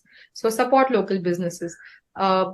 Activate a smart campaign around it, which people will be influenced by to support. Like if I'm saying summer house is nice, pause for fashion, that's again, there are so many brands who are doing so good. Yes, they are slightly expensive, but once you start trying them out, if you're convinced with the quality, you can, people, and there is something called as, we say, eco-ego, like I am wearing a sustainable brand. You can also win them with that. You have to look organic also. Na? Every time you're speaking all this, but if you're wearing an H&M t-shirt, it doesn't fulfill your, you don't look the deal that you're talking. Then you will look for a linen dress and everything. So I feel it's just an overall perception. And that way, when fashion is all about perception. Fashion is all about cool. Like urban, like if Kanye West will start a brand and he will boycott 100 things, people will start following him. How much ever it is the sad reality, how much ever you can be, your product has to be very good, because once you start investing in marketing, the recurrence or the retain or what you call the customer retention will happen through a good product. So if you're convincing somebody, spend 500 rupees, but buy this dress from some brand. But when you wear it, if it's actually working for you, for your body type, if the fabric says, you will end up being loyal to that brand. And I think in Forbes 2021, they had predicted 4 trends in the coming 10 years. One of them was honesty from the brands. So they have actually predicted that customers going forward with the Gen Z and Gen Alpha now, going to take over. It will not, like, if I am loyal to a certain brand, not necessarily my kid will follow it. They will today follow a brand who resonates with their ethics and values. So tomorrow I'm like, Acha, I will segregate my waste, and that's my strong value system. Tomorrow, if no nasties, a Purva Kothari, great guy, right? Amazing brand, organic god. If how much ever he, they are talking nicely, but tomorrow if he puts a post that this is what we're doing in our headquarters and we believe in it, the association is much more. There is a strong connect to the brand philosophy, and people are going to choose brands for consuming where they match their philosophy with. So I think in fashion, how much ever you project a good campaign image and everything, storytelling, philosophies, where you're coming from, why is it important, telling all of that has become extremely important for you to be a strong profile. So I think, yeah. And I don't think so you can stop foreign brands anymore. I mean, with all the, I recently went to Geo Drive and I'm like, these brands, I literally, it was like Oxford Street. You are back in there. It's a pool of these brands, but I would still go to a Kirana store, So that's the choice that probably at every individual you will have to make, but a lot of communication, awareness, and influence has to come, that why you need to support your local businesses too with a strong background. Makes sense. And something that you spoke of earlier, I mean, I was wondering how the fast fashion wave sort of caught on the consumer mind in the first place. And I don't know, it seems to me that maybe after the Industrial Revolution, since they had so much surplus at hand, the marketing was all focused on consuming more, replacing the items, having a large wardrobe. I would imagine that has to have played a factor. But I'm keen to know, if you have a sense of how fast fashion came to it, what are the underlying motivations or underpinning. I think we've touched upon some of them, but in case so in I this, think if you want to replace some of go that. back, like what the need of wearing a garment or a cloth or to cover your body, like the necessity part of it, right? If you see our history or books or whatever, there is a strong fashion sense which you can see from Europe or from India or from Greece. They are called togas, right? The fabrics that were tied. Now everything is usually linen or things which are coming from cellulose. Like one is man-made, one is plant-based and animal-based cellulose. Most of it is cellulose because man-made to tab tak invent hi nahi hua tha. And as you mentioned, after Industrial Revolution, when probably 60s, 70s, where plastic was invented, or Tupperware was the thing. Everybody wanted Tupperware tiffin. Now people are switching to stainless steel wapas. So it's like Tupperware was cool and polyester is cool. I'm telling you, this miracle material, like in Industrial Revolution, population rise. There was no hum do hamare do that time. We were, of course, every country was probably, there was more population. There were more helping hands to produce. The speed became faster. Industrial Revolution help के ये जो हाथ से जो stitching हो रही है machine में 400 गारमेंट एक दिन में निकाल रहा है, जो एक बंदा 10 निकाल रहा है एक दिन में. Then obviously you're like you are going in you want only one garment, but it's like going to a candy store, or it's like literally going. Yesterday, I took my daughter to a medical store because I wanted to buy her a sippy cup. And I clearly wanted only one medicine and one sippy cup. I came in from like a bag of hand wash, which I didn't need, and other things. But that's a part of retail experience. It's supposed to entice you. That's why online brands have become today just an access point to a brand to shop. कि अच्छा मैं जा नहीं पा रही हूँ, convenience हो गया है online. I know this brand, but चलो let me buy online now. I'm the very afraid of now going to a retail brand because it's like an experience. When you walk into an IKEA today, which is come in, you might want to buy only a photo frame or a planter, but you will end up, of course, spending, right? So that is where, again, to fulfill a top line, a maker would be like, I know they need only 2 styles, but let's make 8 na, 4 to usme se bech hi denge hum. So obviously that's how I think it was a combination of both, because you suddenly had the capacity to make more. You're like, वो उतना खरीद नहीं रहा है क्योंकि उधर उतना है नहीं, जिस दिन उतना होगा वो खरीदेगा भी. And then that's what started happening. And now, funnily, like especially post COVID, there's a lot of burst in retail, like in terms of there are a lot of online brands who are looking for pop-up exhibitions, retail experiences, shop in shops. But at the same time, retail business is all-time low, probably at its all-time low. It is because people are like, hey, abhi, there's so one thing happened after COVID, a lot of revenge buying. Okay, I haven't bought for 6 months, 8 months. Now there's Diwali, now there's this thing, I'll buy. And in retail, there's a famous term, at least it's invented. It's called OND, October, November, December.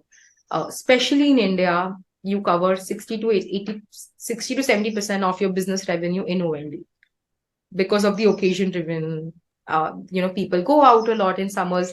Also, schools, parents are not free, etc., etc. All of that. So when the whole makers are equipped with that capacity, they have enough machines to produce. They have enough manpower. India is a blessing of cheap labor, right? So it's like, of course, let's just make it. Let's put it out there, and big jayega. But today we are having a trouble. So for any company to have a dead stock, we call it like leftover stock, is the worst. Like you are actually dead. Every brand today has a massive dead stock, which they don't know what to do with. That's why you'll see online sale, sample sale, flash sale, liquidation channels. इस पे घुसा दो, shoppers में घुसा दो, marketplace में घुसा दो. Free gifting हो रहा है influencers को कि चलो कपड़ा तो at least जा रहा है कुछ influence हो रहा है. So there are a lot of innovative strategies which everybody has to come out. How do you now get rid of the stock? Right. So I'm not too sure if we are going to go back to that 8 style only limited capsule. There are also money matters a lot. To make that much of garment, you need an investment. A lot of homegrown brands are not able to make a wide range because of money. It's the limited, maybe they are bootstrapped, maybe it's limited money. They are only able to make these many pieces and market those many only, right? So it's a very conscious call as an entrepreneur. What do you want to achieve? What do you want to fulfill? Is there even a vacuum in the industry? And if there is, what are you going to attack? And so we often get asked, Nikita and I, we call ourselves like service or communication or sustainability. We have at many points come to a point that should we just try selling this coffee scrub? Should we try selling the compost? And then we are like, but the moment you start selling, it's so paradoxical, right? You are against consumption, but then you will make money only by selling probably something. So it is only when I think you are informed, you can take a conscious call and where you want to, if it aligns with your life goals. 5 years, I want to have this car, I want to have this house, this, etc., etc. Like a proper vision board you have, maybe then you can control.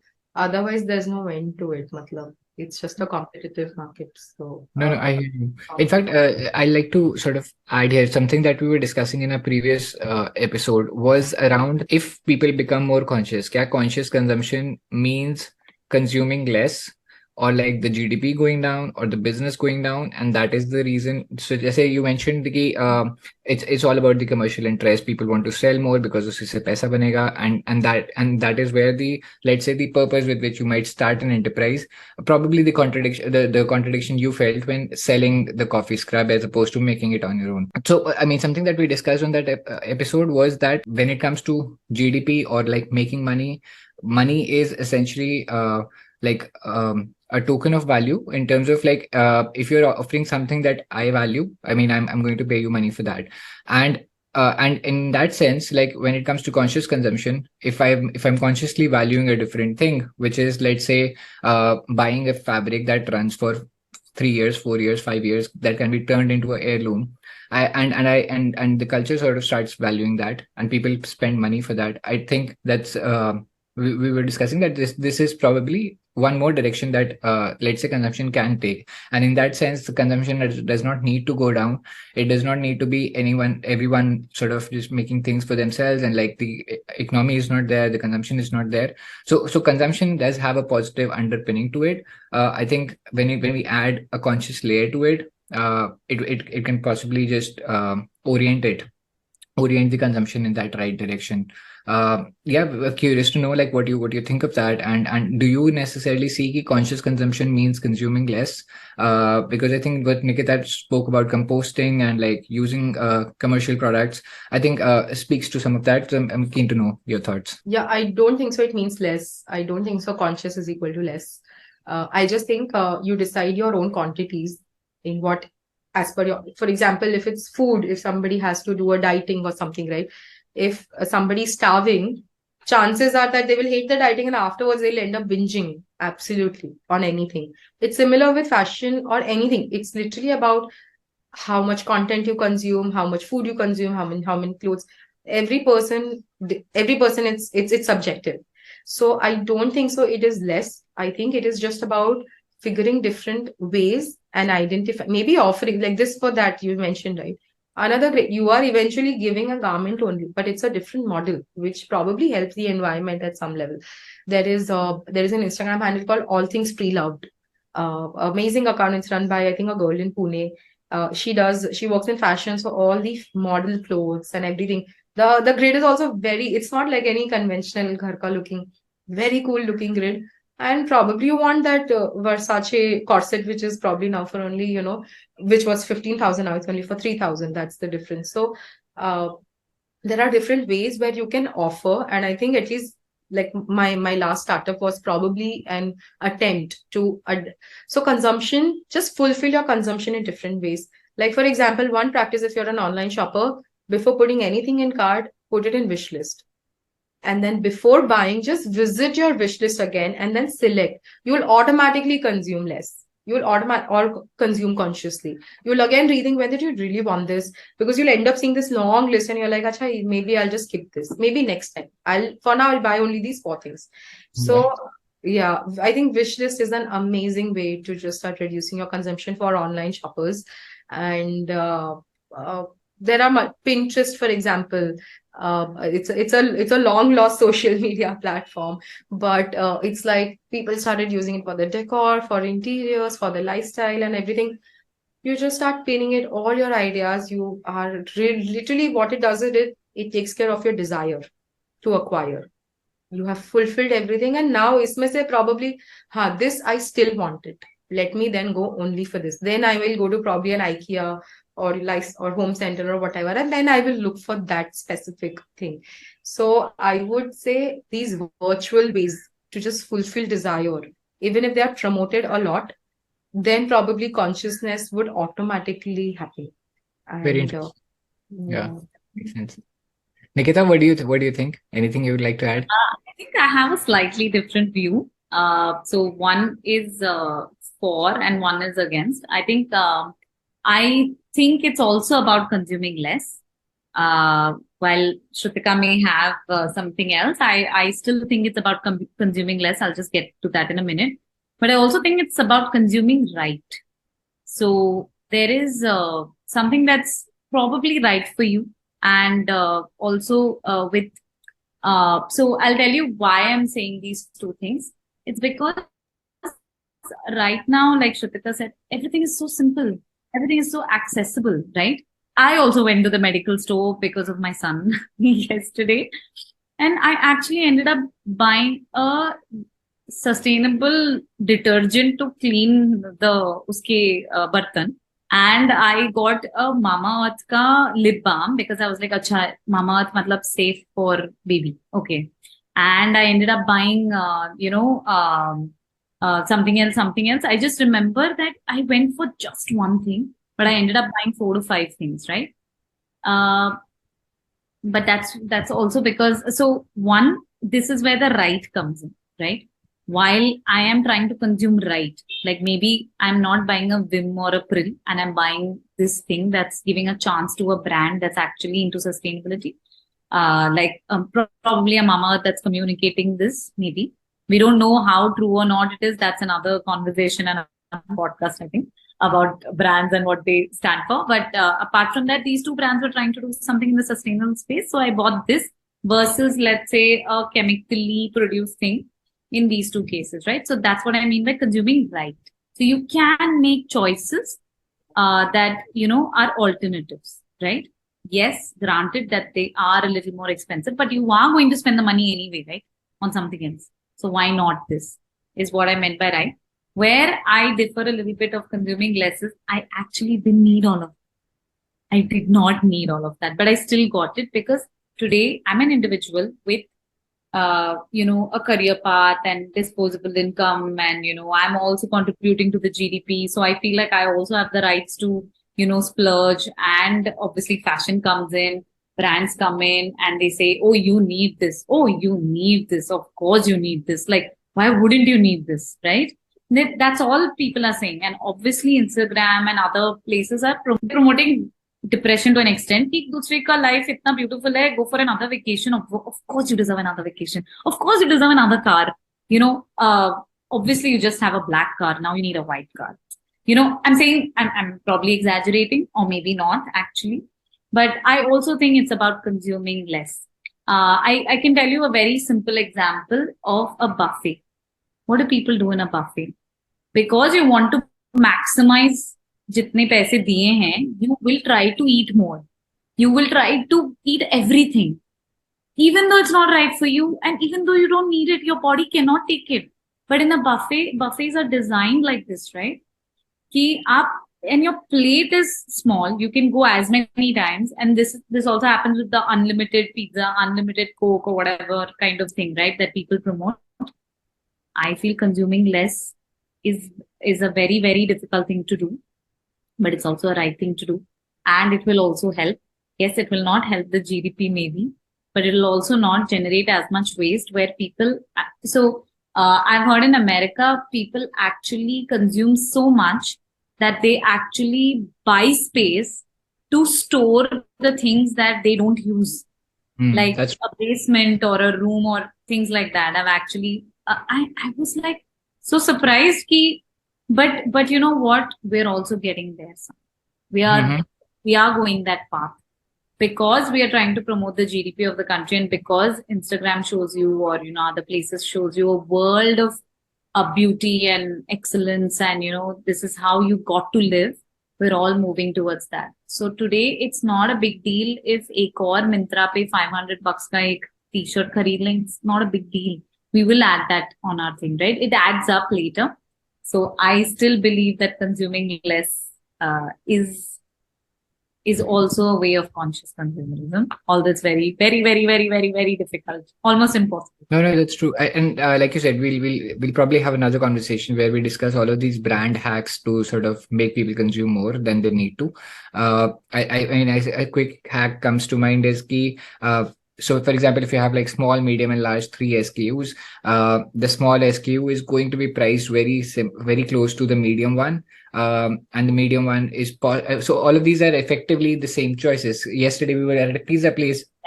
We barely had $1 difference, and you're like कि मतलब फिर small क्यों लूं, फिर मैं large ही ले लेता हूँ, whereas you don't need to really eat that. So I definitely get that impulse, and it's a matter of consciously asking yourself, do you actually need it or not? And in that moment, for example, which was not that hungry and decided not to do it. But yeah, I hear you on the part about consuming less and contributing to GDP. Something that else that we touched upon was that GDP is also essentially like I said, people things that we are paying money for. So for example, if we are not buying a lot of products, but let's say going for an experiential homestay that champions sustainability, let's say in a place in Himalayas, or in a place in the Deccan Plateau somewhere, I think those are again meaningful experiences that still contribute to GDP but may not contribute to waste. And yeah, there's lot of white space available that's there for people to explore. Right, but only a few can do it.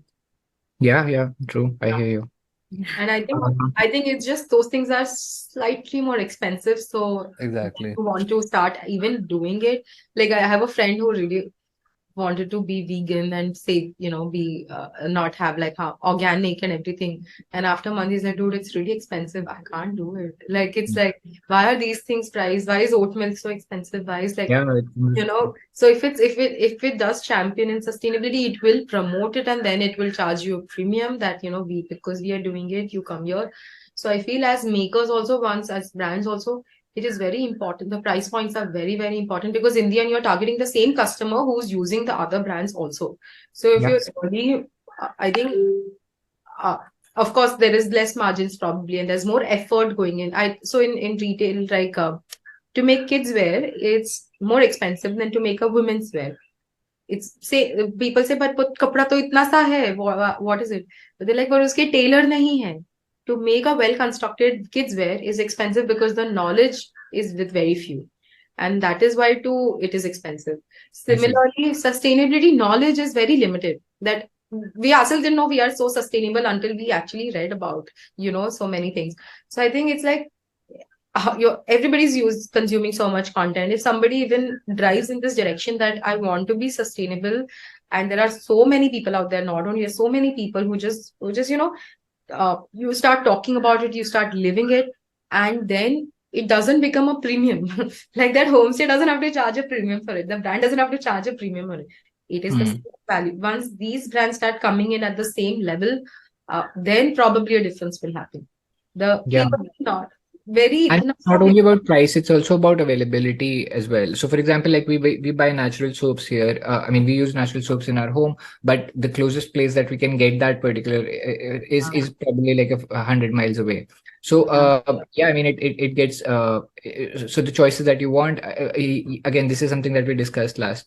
Yeah, And even if it's you do make not. an effort to go 100 miles, you are increasing the carbon footprint of yourself to buy That's something. another thing. So how is it environmental, you know? Yeah, You are not correct. buying local. बाजू में जो है, तो फिर what is it? Correct. So I think, yeah, the critical mass in that sense is still not there, and in that context, sort of, it makes sense for people who can pay that premium to sort of pay for that and make it easier. So, for example, like in the pickles business that we are building, like we started selling that pickle at about 1100 to 1200 rupees a kg, because just simply the cost of shipping was the single biggest part of shipping things from Darbhanga to all of India. And of course, like, the making costs were higher when we started out. Over time, we've been able to bring that down to 20%, and that is a message that, so initially this was only a communication message that, like, once you buy now, we'll be able to bring down prices in the future. But now that we have a track record of doing that, it lends more credibility to it, and I can see it in action from a brand owner's perspective, that, like, how people opting for something that was like had a very high premium to it. But just because some people were there who could, it makes it easier for many more people to have it now. And in that sense, like, I would say conscious consumers, or people who have like high disposable income like ourselves, are in a better position to sort of lead that change, and like and bring a lot more people under the umbrella of sustainable living. I think I wanted to touch upon one more thing before maybe we conclude this. So, Nikita, I read somewhere on your profile, I think, that you're conscious of waste of any kind. And I wanted to, so I think we've spoken about personal life a lot, but are there things that you would like to speak from your professional experience, like more from the industry, because you're conscious about it? You've had like a unique insight or unique perspective on thing that typically goes unseen. Yes, profession wise, so I think Yash and I share a very deep connection. He worked a few years at Jambutil, where I currently work, and I think we've both seen a lot of waste in the supply chain.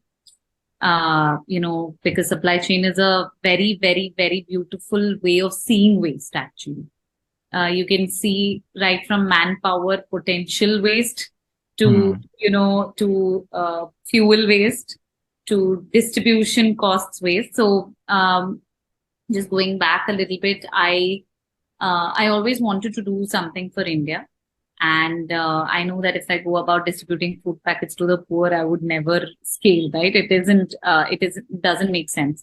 And I always wanted to use my design skills, let's say, to build systems that are very robust, and that can be put on a world level, like where things come from India, right? Whether it's our jugaad, whether it's our frugality, whether it's our resourcefulness, all of these people don't take it very. मतलब ऐसे ही, वहाँ पे it's more like the West is more like they Very frankly, I am very angry sometimes at the West because and angry with Indians more because they feel like they've brought in yoga and they've brought in turmeric and they've brought in, roots of this and that. Like in a podcast recently, I heard one guy actually saying, okay, one way to calm down is by, closing one nostril and then breathing through the other and then closing the other nostril. And I was like, okay, everybody on this podcast knows what we're talking about, right? Pranayam. And he was actually talking. And then now this new concept called earthing. You know what's earthing? That they've got Walking barefoot, on the grass, follow. yeah. Yes, Yeah, अरे walk यार on the grass and mud that's the barefoot. class. You Yeah. know, our kids and we as kids walk barefoot all day long, right? हम चप्पल घर पे नहीं पहनते as in except in like the cold, let's say, right? जो Bangalore and Bombay में at least नहीं होता है इतना, मे बी इन दिल्ली और something it might happen but not otherwise. And I was like so angry listening to all of this कि यार हमने इतना build किया है, we have so much potential, we have so much talent, and that's never at on a world scale, right? We like recently one of my friends was in the US and one other friend of my cousin and a friend told him कि पता है this thing that can battle COVID, I'll tell you, we got this at Walmart, it's called turmeric pills. He's like, dude, ये हम रोज खाने में खाते हैं. This sort of told me that there's a lot that can be done in India. It's just that yes, you have to have the strength to navigate through the corruption, through the mindsets, through all of that. But if that's done, and you know how to tackle that, it will you can do a lot more. Now, where this comes as wastage, I see it at a little upper level of resource wastage. Now, resources could be any kind, right? It could be manpower, it could be water, it could be electricity, it could be anything. I just feel like it's just with better design systems, wastage can be recovered. As in, things don't have to go to waste if you just design it well, and that's what I would call as designing these, and that's why I even got into Jumbo Tail, because I thought that the way the model was thought through was very robust, and that's why we're still surviving when a lot of grocery startups have actually closed. I've been here for about 6.5, 7 years almost now, almost fossilized here, but it takes that much time for a system to get built, and you can actually see it from a distance. Right? You go to an APMC yard, you go to the, you can see the potatoes rotting there. You can see that farmers have just dumped tomatoes because now, at one point in India right now, recently it was at 120 rupees a kilo, and it's going to hit like 5 rupees a kilo, and farmers will not know what to do, right? But people have figured out ways. You give it to a factory and they'll make ketchup out of it. Why dump it? But the transportation cost doesn't justify even reaching that factory to give it to them, right? To earn the money, you have to spend a lot more. So they prefer dumping it because it's the easiest thing to do. And that's where we come back to the landfills, but I'll not go there because rotting tomatoes is equal And it to... works much like clearance sales of sorts. Like you're Yeah, it's sad. But how कितना टमाटर खाएंगे? कितने मूली के साथ भी हुआ था ये, right? मूली के साथ भी हुआ था. As in, it's all demand and supply. Even in fashion, I'm sure it's all demand and supply, but a lot more demand than supply. But here it's like very, very dynamic, especially perishable goods like, food.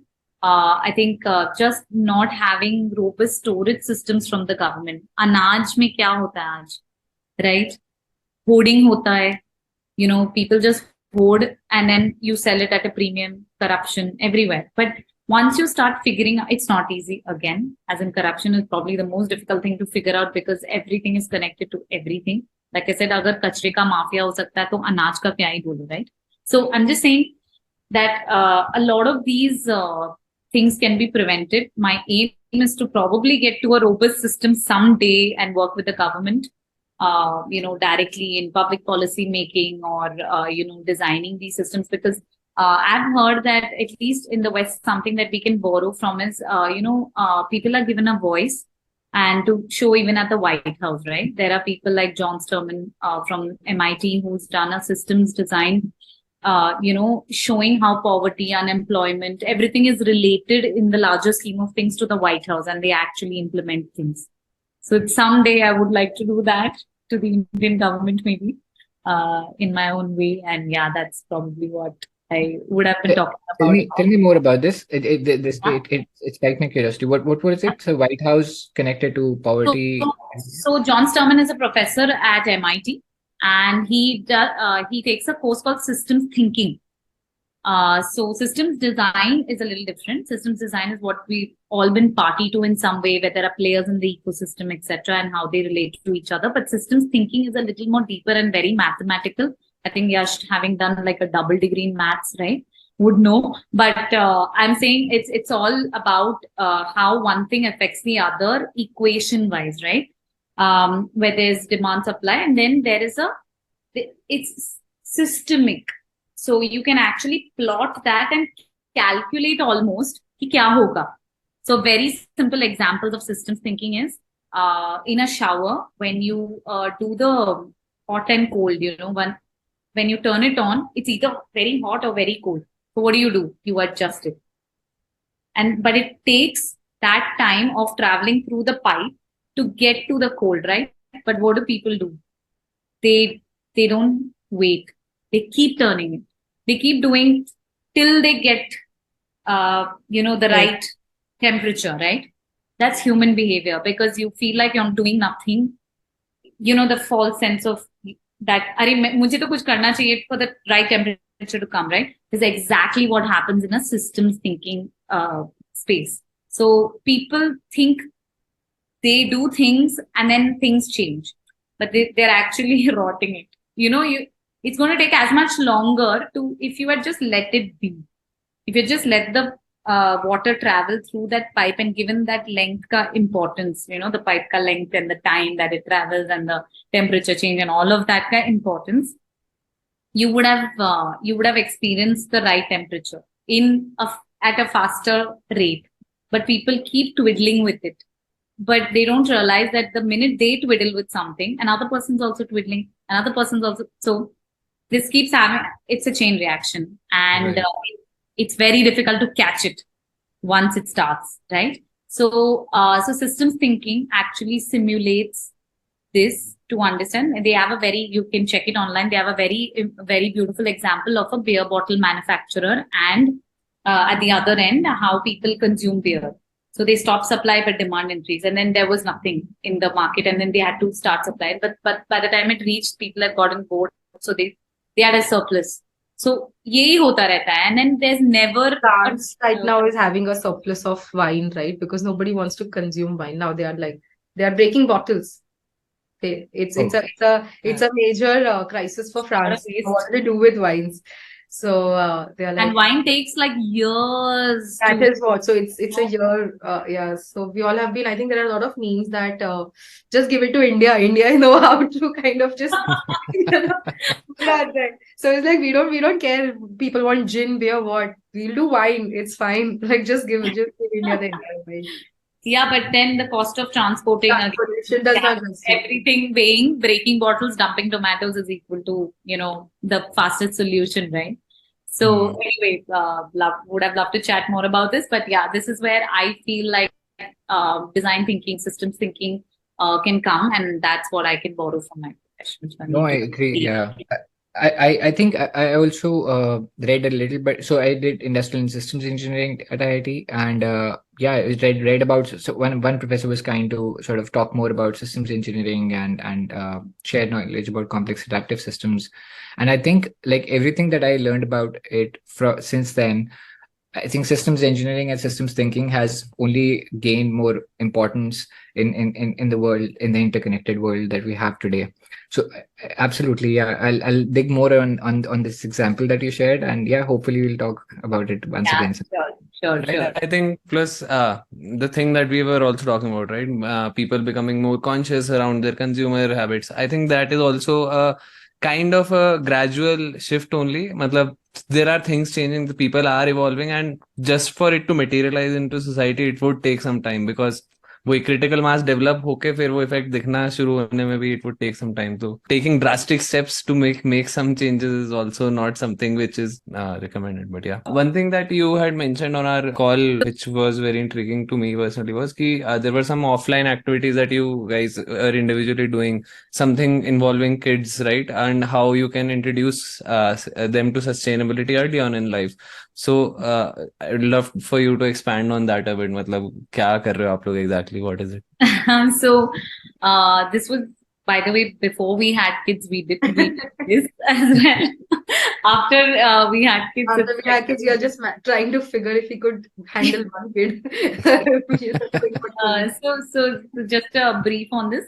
During the lockdown, actually, we continued our posts and daily activities. But one company called Halablu, they actually approached us. It was a Bangalore-based company which got creators online and would do sessions, right, with children. So they approached us and they said, could you do some sustainability related activities with the children? So we said, okay, why not? Let's give it a shot. We don't have to manage children of our own right now, so why not give it a shot? So we had about 2 to 3 very beautiful sessions with the kids, where obviously it was online because it was COVID. And the kids were going crazy staying at home, right? They wanted something interesting to do as well. And the parents were more, going crazier, I think. कि करना क्या है इनके साथ. So we thought, why not use this opportunity to promote a little bit of, sustainable practices that you can do every day at home. So I think 1 or 2 that we remember is... I think first we did was that grow your own food. Grow your own food, yeah. Because literally we asked people to save like milk packet or whatever, like anything that you have at home. So we sent a list to the parents ki ye cheeze bas ready rakhna. 4-5 Yeah. We just said takeaway containers, milk packets, and any reusable kullad or whatever. Kullards vagera. Things that you can find at home, nothing store bought that you would anyway use. We just gave them an activity ki mitti fill karna and seeds collect karna from the kitchen, and they actually just did that. Like, so it sounds very simple. Yeah, I think rye, like mustard, moong, and methi, because these are microgreens itself, right? So you just like, and instantly they grow. So it's kids. They want to feel happy. Within 5 days, you will have small plants. You can chop it in. Like, not even 5 actually. In 2 days, like sprouts at least. Yeah. So we told them that why don't you grow this in a milk packet को बस ऐसे काट के उसमें एक hole बना के just give it some space to breathe, and they love doing that. They just they didn't have to throw the milk packets. So something that you invest time in, like collecting milk packets or collecting a reusable thing and all. This also helps kids feel like they're also contributing. Oh my God, they're also having fun, right? So we did that pre thing where they had to prepare for it, and they actually loved it because even though it was just sitting and filling mud and putting those seeds, they had actually worked hard for it. Right. They worked harder than we did. So this was a lot of fun, which was grow your own food and cut it and then use it in your khana. And this is something we do every day anyway at our places. We use aloo methi ke liye methi ghar se hi aata hai. So that is one. And the second thing I think we did was vegetable stamps. So we just natural dyes actually. So dyes. So I think we had collaborated earlier with this girl. I forgot. Basil Studio. Hetal. Yeah. She makes organic dyes and very, very amazing stuff. You should look her up. She does these dresses and scarves, and it is we learned with her like how onion ke chilke se you can actually make a color, and the color that you see, the wine color, it comes not from actual onion but uska chilka has a lot of color. So just boil them up, put an alum, and that's it. The color is red. That's it. Nothing else. We were very surprised कि कुछ भी और नहीं चाहिए. Yeah. It was just onion peels boiling. That's it. So indigo is the toughest color because you have like so many processes, but there are so many colors today in your kitchen that you can actually extract. And alum, how to use an alum, how to even fixate a color on a fabric is something that we learned. We ourselves learned with her. So then I think they even saw that, and we are like, let's do something around this. And we are like, Abhi, how do you do with the kids? So you can't alum and all, gas and all, it's too much, right? It's So me also. then I think we came up with how bachpan mein we had to make like drawing of stamps, like star and all that, like हाँ so we started colors out of haldi and pomegranate and Haldi, fruit, pomegranate. kumkum and all that. So we literally just sent them again a checklist and we made 3 colors and they had to make a drawing, greeting card. It was really, it was quite cute. They actually cut the bhindi and made flowers out of the Flowers of it. So we took they just sliced the, what do you call it, potato, dipped it in it and made bigger flowers or butterflies or whatever, right? So it was fun for them, fun for us, and it was like these were But sort of very yeah. simple. So I think with kids, it's all about introduction, like nudging, telling them that, these are the colors, what you are going to draw tomorrow, it can be made right here. And that's all. You can't preach them. You can't aspire them, right? So they are kids, right? So we personally love that category, if I can call them a category. It's like, kids is you just have to introduce it to them. Like and this is the time when they are making their own beliefs, their own concepts.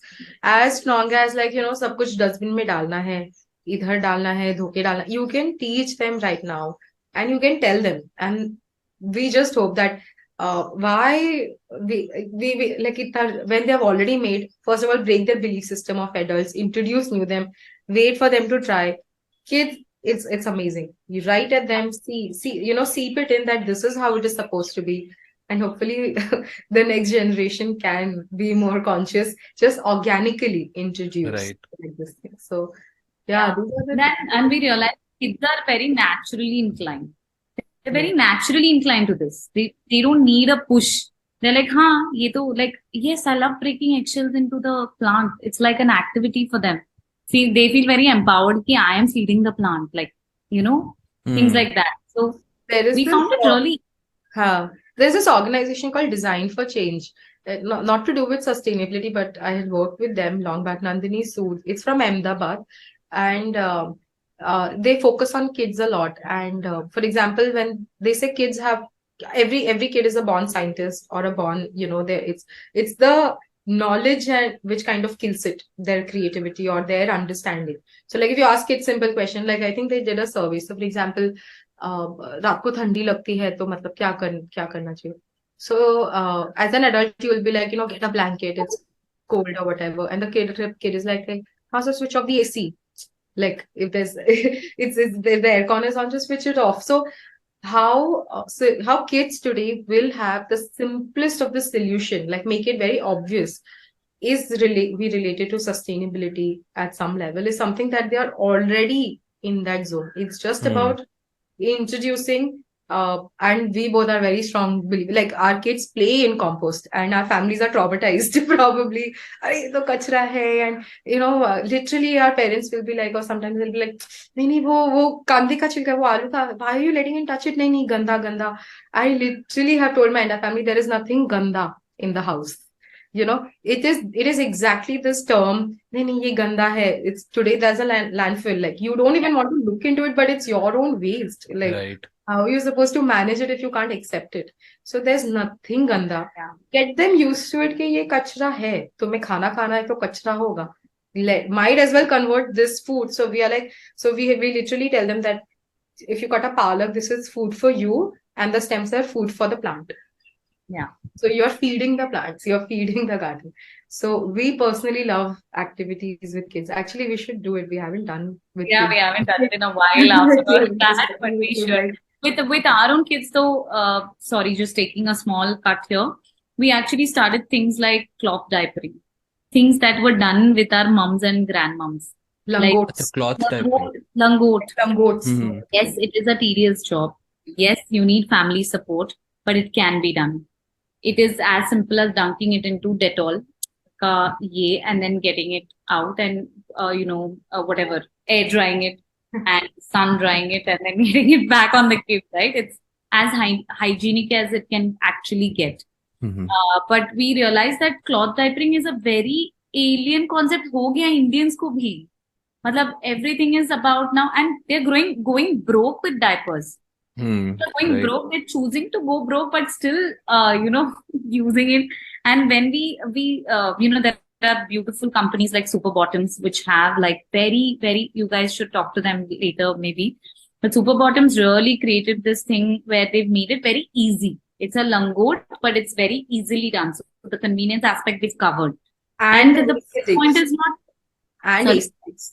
and aesthetics. Yeah, Not and like a aesthetics. langot जिसमें And they stick got like लगा है, ये है. illustrators like Alicia Souza. Yeah. They got illustrators like Alicia Souza who could come and हाँ, illustrate for them, and they sold, a set of them. So things like that's that nice. they've done. I think very, They have, very I think they creative have with their recently taken Alia as their brand ambassador or somebody. Oh, Meera acha, acha, Alia, okay. very recently. Yeah. Oh, Yeah. acha, I didn't know that, but that's great. I'm just saying that they brought about a revolution की cloth diapering is okay, let's do this. Reusable glass बच्चे के लिए लेके जाओ घर का, ये सब करते थे ना हम. When we used to go for hikes and treks as children, we didn't have like a plethora of plastic bottles जो DMart में मिलता है now, right? We used to have घर का glass, पानी, cool cake जो भी था, right? We used to carry all of that. So I think making all of this come back was something we did as parents, and was continuing to do that and promoting it. So like even when it comes to toys, right? And Shrutika and I, we both have around 2-year-old kids. Until now, we're very proud to say that 90% of the clothes that have been either gifted or hand-me-downs. We've saved a lot of money, by the way, just for the listeners here. We've saved a lot of money because kids' clothes, like Shrutika had mentioned earlier, very expensive.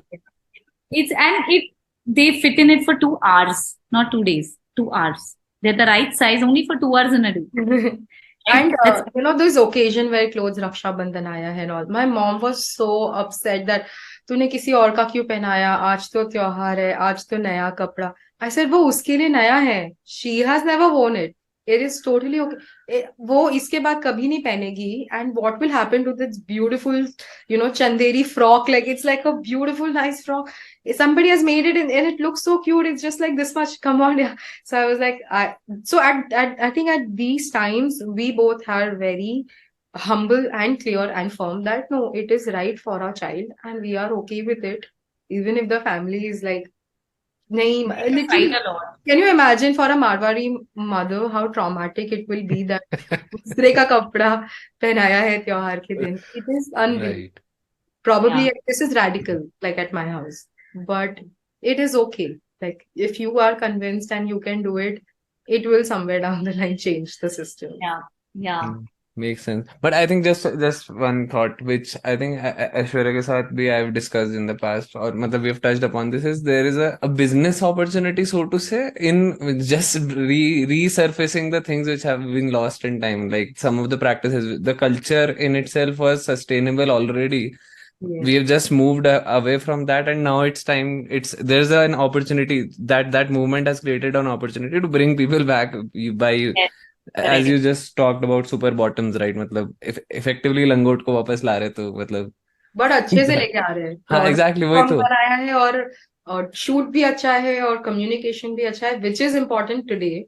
Correct. Exactly. But people like us may not buy it, right? मतलब the reason they went out of fashion also was effectively कि packaging खराब था ना, मतलब product भी खराब था, पतला cotton. You don't want that for your kids, and suddenly. Right.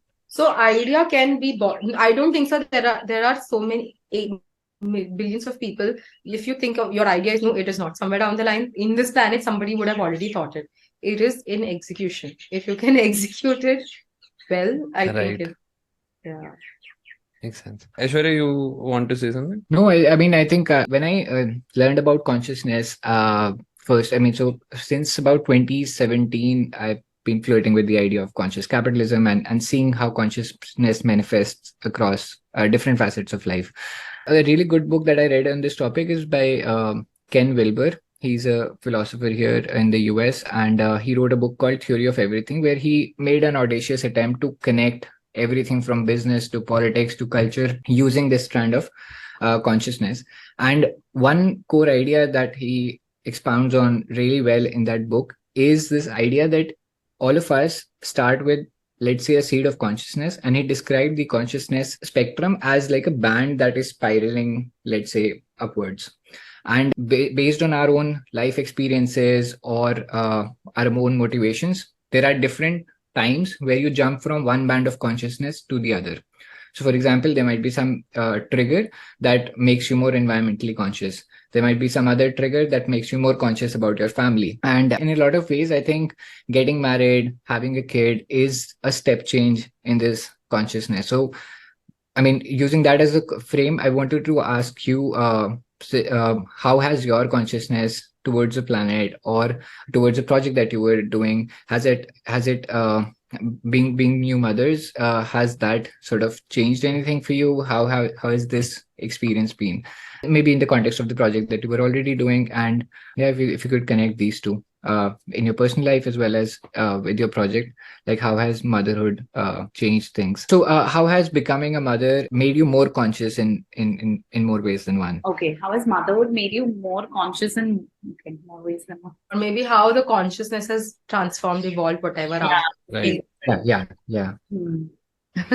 Very self-reflective. I don't think we have had the time Yeah, also to never think what you had had just enough asked. about Like, yeah. Maybe give us a second Sure, take your to time. think about it, because the other questions के answers were like very top of mind. We've lived it, etc. Right? Yeah. But very frankly, as mothers, we can tell you that we don't have enough time to think.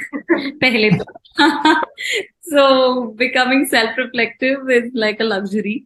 Where we even now, like, we bought time from our husbands and other people for this. So it's almost like we're buying our own time. So maybe I'll take a shot at it. Maybe Shrutika, or you want to go first? No, go ahead. So I think it was always there. I think consciousness, like we say, right, has different layers. It's gone into the subconscious now. I can tell you that, because now what's happening is at the because we brought a new life into the world. At least I feel like I can contribute more than in one way now, and I'm more responsible than before. And I have to take that responsibility because my child is my responsibility, of course. But I want my child to be a contributing citizen in more ways than one, and me too, obviously. But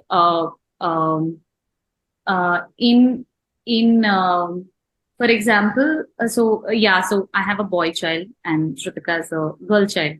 But the way I plan on bringing up my boy child is not the conventional घर पे कुछ काम मत करो, chill maro, like whatever. I know that okay, you guys That is also not true. a lot of this equation. I'm keeping a lot of this equation, but yes, in Indian homes, most often than not, the boys are given a little more liberty than the girls, right? Because safety ho sakta hai. Your reasons could be many. Safety ho sakta hai. It could be environment. It could be the culture. It could be tradition. It could be ye aise hi hua hai, aise hi hoga kind of things, right? But I definitely would want him to contribute to the world and to India as a son of India, and whether it's through his profession, he does it or not is secondary for me. But primarily through him as a person, I want him to be conscious. Today, something that I realized is everything comes very easy and fast to us, right? While it sounds very boomer, where our mothers and fathers usually tell us this dialogue, na, कि तुम लोग ने कभी hard ही नहीं work किया इन सब चीजों के लिए. You never worked hard for this. You to get it so easily. You got everything. मतलब we had a mobile phone when we were like this. We did our first vaccine when we were this. We did all of that, right? But it is the sad truth. We've got everything very easily, right? Next generations are getting it way faster and easier, and there's no patience. There's no earning, right? These are values and concepts that I would like to introduce in my son. And how is this related to conscious consumerism? In a way, is where there are values of patience, where you have to wait for things. You have to wait for your turn. I believe that doing this at a very young age will help him later, where he will understand why he's not getting something at the time he wants it. Right? He's 2, I know, and right now the phase is crazy, where it's a terrible 2 going on, where everything is opposite of what I want. By the way, he wants 2 chocolates, 4 cars, 6, etc., etc. Right? My theory of consuming less and consuming right wala is something which I want to put into him. Like, it's not like I'm going to go extreme. I've heard a lot of moms say no sugar, no salt till like you're 3, 5, and then the child goes crazy on like, yeah, I've heard this, where they don't introduce sugar and salt till they're age 3 or 5, and then a child tastes an Oreo and they're like going crazy ki ye kabhi maine life. I don't want to go that extreme ki deprive him of things. But yes, I want him to know that he can't have something at the time he wants it. Or, if there's only this much, then he can only have this much. And everybody should have equal portions of it. It's not because he's entitled. He's not entitled to have what he wants. And yes, he has to contribute to the household work. But for them, very frankly, this is play for them. Like, I make him wash his own susuke cloth. I make him clean his own susu, very frankly, with a cloth. I make him put his clothes in the washing machine. I make him, water the plants every day. I make him sow seeds. I make him do jhadu. I make him clean up after himself, and nobody picks up after you. You have to put your toys back in your place. You have to help, let's say if we're all doing some activity together, you have to also pick up and give or things like that. So considering the male angle, plus like how men are usually brought up, you don't have to pick up after yourself. Kind like coffee ka mug pee ke wahin pe rakh do, it's fine, somebody else will pick it up. Wala, wo jo notion, I want to break that completely. I'm sorry, but I've seen that a lot happening in a lot of families, maybe not in yours, but I'm just, like I said, I'm putting you guys out of this equation. Through all of this, I want to be able to, as much as possible, get the values of consuming less and consuming right through. Yeah. I can understand what you're talking about, although ours was mostly a male dominated household, but that was never kind of the case, I still remember, but because we all 3 of us are brothers, so there is nobody to help, so we had to do it, and it was not ku kar sakte ho. But I get what you're trying to say. So, and I think the value around the delayed gratification, correct, yes, is really very important, really beautiful, and so yeah, I think I'm glad that this question brought out the response that it did from you. Really. Yeah, it's not that it's very difficult, by the way. It's very difficult, especially when you have to fight with everybody else. Ki ye kyun ye karna? Like, why are you making the child work, or why you making him do this, and all of that comes across. But I don't care. Like, these are some things that are non-negotiables, and that's what I intend them to be. So yeah, beautiful. Makes sense. How about you, Shrutika? I think this part is super common. I think same, washing your own clothes, jhadu. Even after bath, I give the cream in her hand, and she knows like everything. So of course, how they do it properly, not properly, is secondary. But the whole intent of acting upon it, even when you're changing the diaper, she will pick it up, her own diaper. She knows there's a bucket in the bathroom. She has to dump it, and then she has to put it in the washing machine. So this whole, take care of yourself with everything that you want to do. I just helped her cook. She's made once chai also with me. Everything like, and so it's very funny that now that you become parents, of course, there are a lot of things that you realize what your parents probably did and why they did and all of that. Keeping that aside, this girl and boy is a very, very sensitive conversation, right? Like, at one point, like, she has a boy and she'll be like, it won't be a conventional, like, patriarchal or, male sort of a pattern. And at one point, when you have a daughter, when you make her do these things, you're like, yeah, it shouldn't be so domestic how they are supposed to be trained. Like, because we were 3 girls, and I know that, to learn how to make rotis is by default. When my brother was never asked, to even if he does. So, when you understand that how your parents handled it, and then at some points I'm like, no, let her not do it. Like, it's anyway, if they're trained like that. But then you have to probably remind yourself that what you're doing is irrespective of Gender. how gender, what society has done, what your parents have done, and it is really about you and your child, and you can choose to differ your parenting styles from your how you were probably brought up, and that is okay. Like for me, that convincing or that conviction was absolutely it was very freeing, that whole thing, that I can, it's okay even if she's doing all this, and she can be ambitious or whatever she wants to do later. It does not make her domestic. So to convince that, even for a girl child's mother, it's very, it might not sound thing, but it is something that you have to okay, she's gifted toys now, it's a birthday or whatever. Literally, people are afraid to give her kitchen set because people are like, "Are the बहुत typical हो जाएगा." And she's like, once it was gifted to her and she started playing with a small cooker and all that. My mother is like, thank God, kuch ladkiyon wale to toys, thank God. Otherwise, she likes cars. But it is so deep. And these things also define, I feel, like, for example, today we are talking about composting, and most of us are girls. And it's kitchen related work. What if it starts end up becoming only the women's job, because it's a kitchen stuff or whatever. So introducing common practices amongst, I think, because I don't know how we'll end up beautifully contradicting every time, Nikita and I, for everything, but we have, then that way we have a lot to experiment and lot to try variety on. But she's trying exactly the same things what I'm doing with my baby girl. And apart from all those things, one thing that I think I have decided strongly is that I'm going to be very detached to her professional choices, because I think I never followed my parents, and so it's totally fine. I think it's up to her.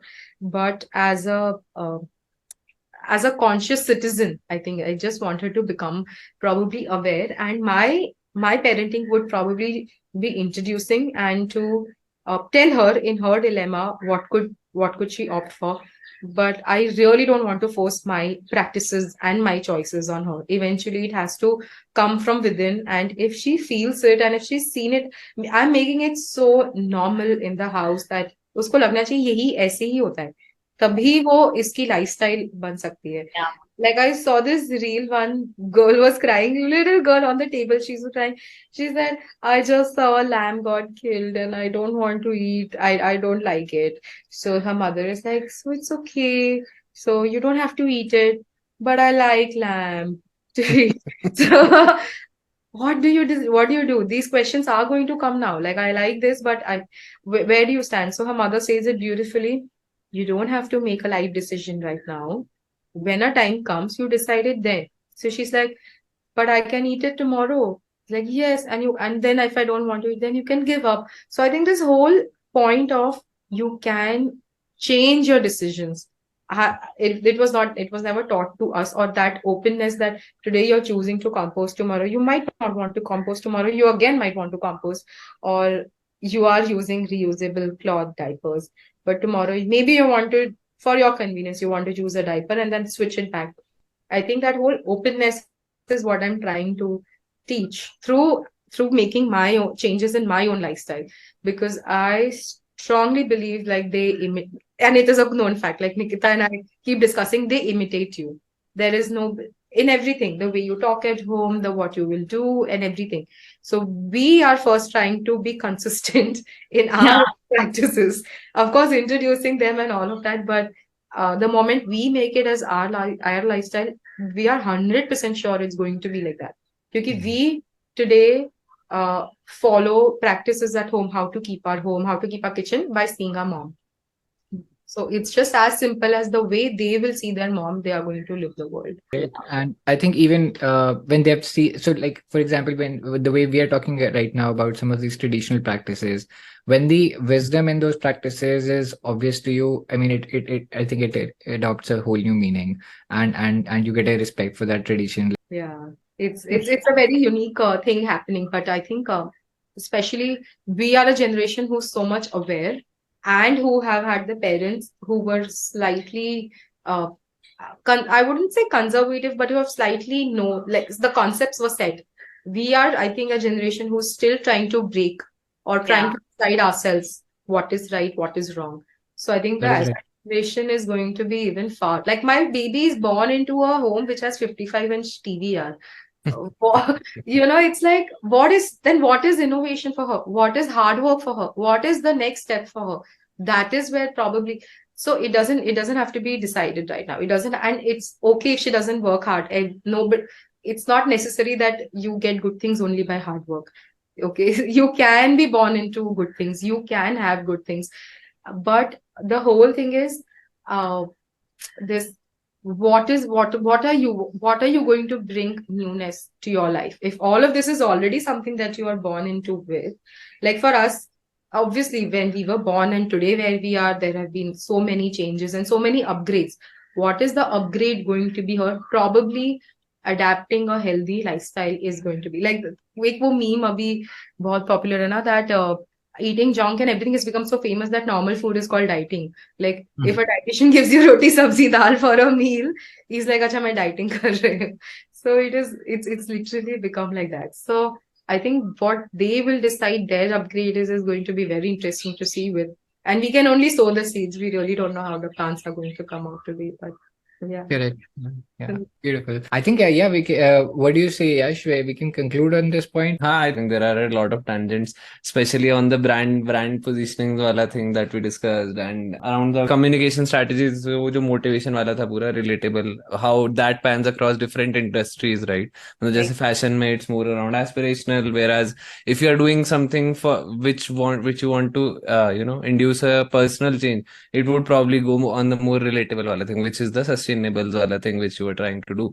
So I think there are a lot of tangents, but yeah, I think a great conversation, We rolled insightful off for me. for like, what, more than 2 hours right now? Yeah, I think so. Didn't feel It's like almost that. 3. we were like, okay, we've got to wrap up in like 30 minutes because we have talk about. No, thank you for taking all the time. I hope we didn't keep you from family for too long. Thank you so much for having us. I think as a young podcast newbies, like, everything matters, and people on the podcast initially, later, everything matters, right? I just hope we both didn't bore people. Yeah, that I think most afraid of that. Because a lot of these, passionately we were talking about certain things here, there, everywhere, and put out names also. So, like I said, we never really curated all of this, right? We just free flow tha. Just that. Thank you very much. Thanks. We'll bring that. That was it for today's episode, folks. आशा है आप लोगों को पसंद आया हो ये conversation, and आपको भी कुछ नया सीखने को मिला हो या इंटरेस्टिंग चीज़ें पता चली हो. Top 2 takeaways for me personally would be, एक तो कि there is a lot of traditional generational knowledge और cultural knowledge that we should say, right, cultural practices that were there, which we have as a generation probably not inherited, and which we should probably try and connect with our parents and grandparents and try and imbibe them in our life. वो एक मेरा पहला take away रहेगा. Second would be कि every little step counts. Do not discount कि आप जो भी छोटा मोटा भी कर रहे हैं, right, it matters. Every small thing matters. अगर आपको भी पसंद आए तो please go ahead and like the video and do subscribe to the channel, because we'll keep on doing these conversations in the future. And अगर और ज़्यादा पसंद आया हो तो please do share with your friends. And till the next episode, this is Yash signing off.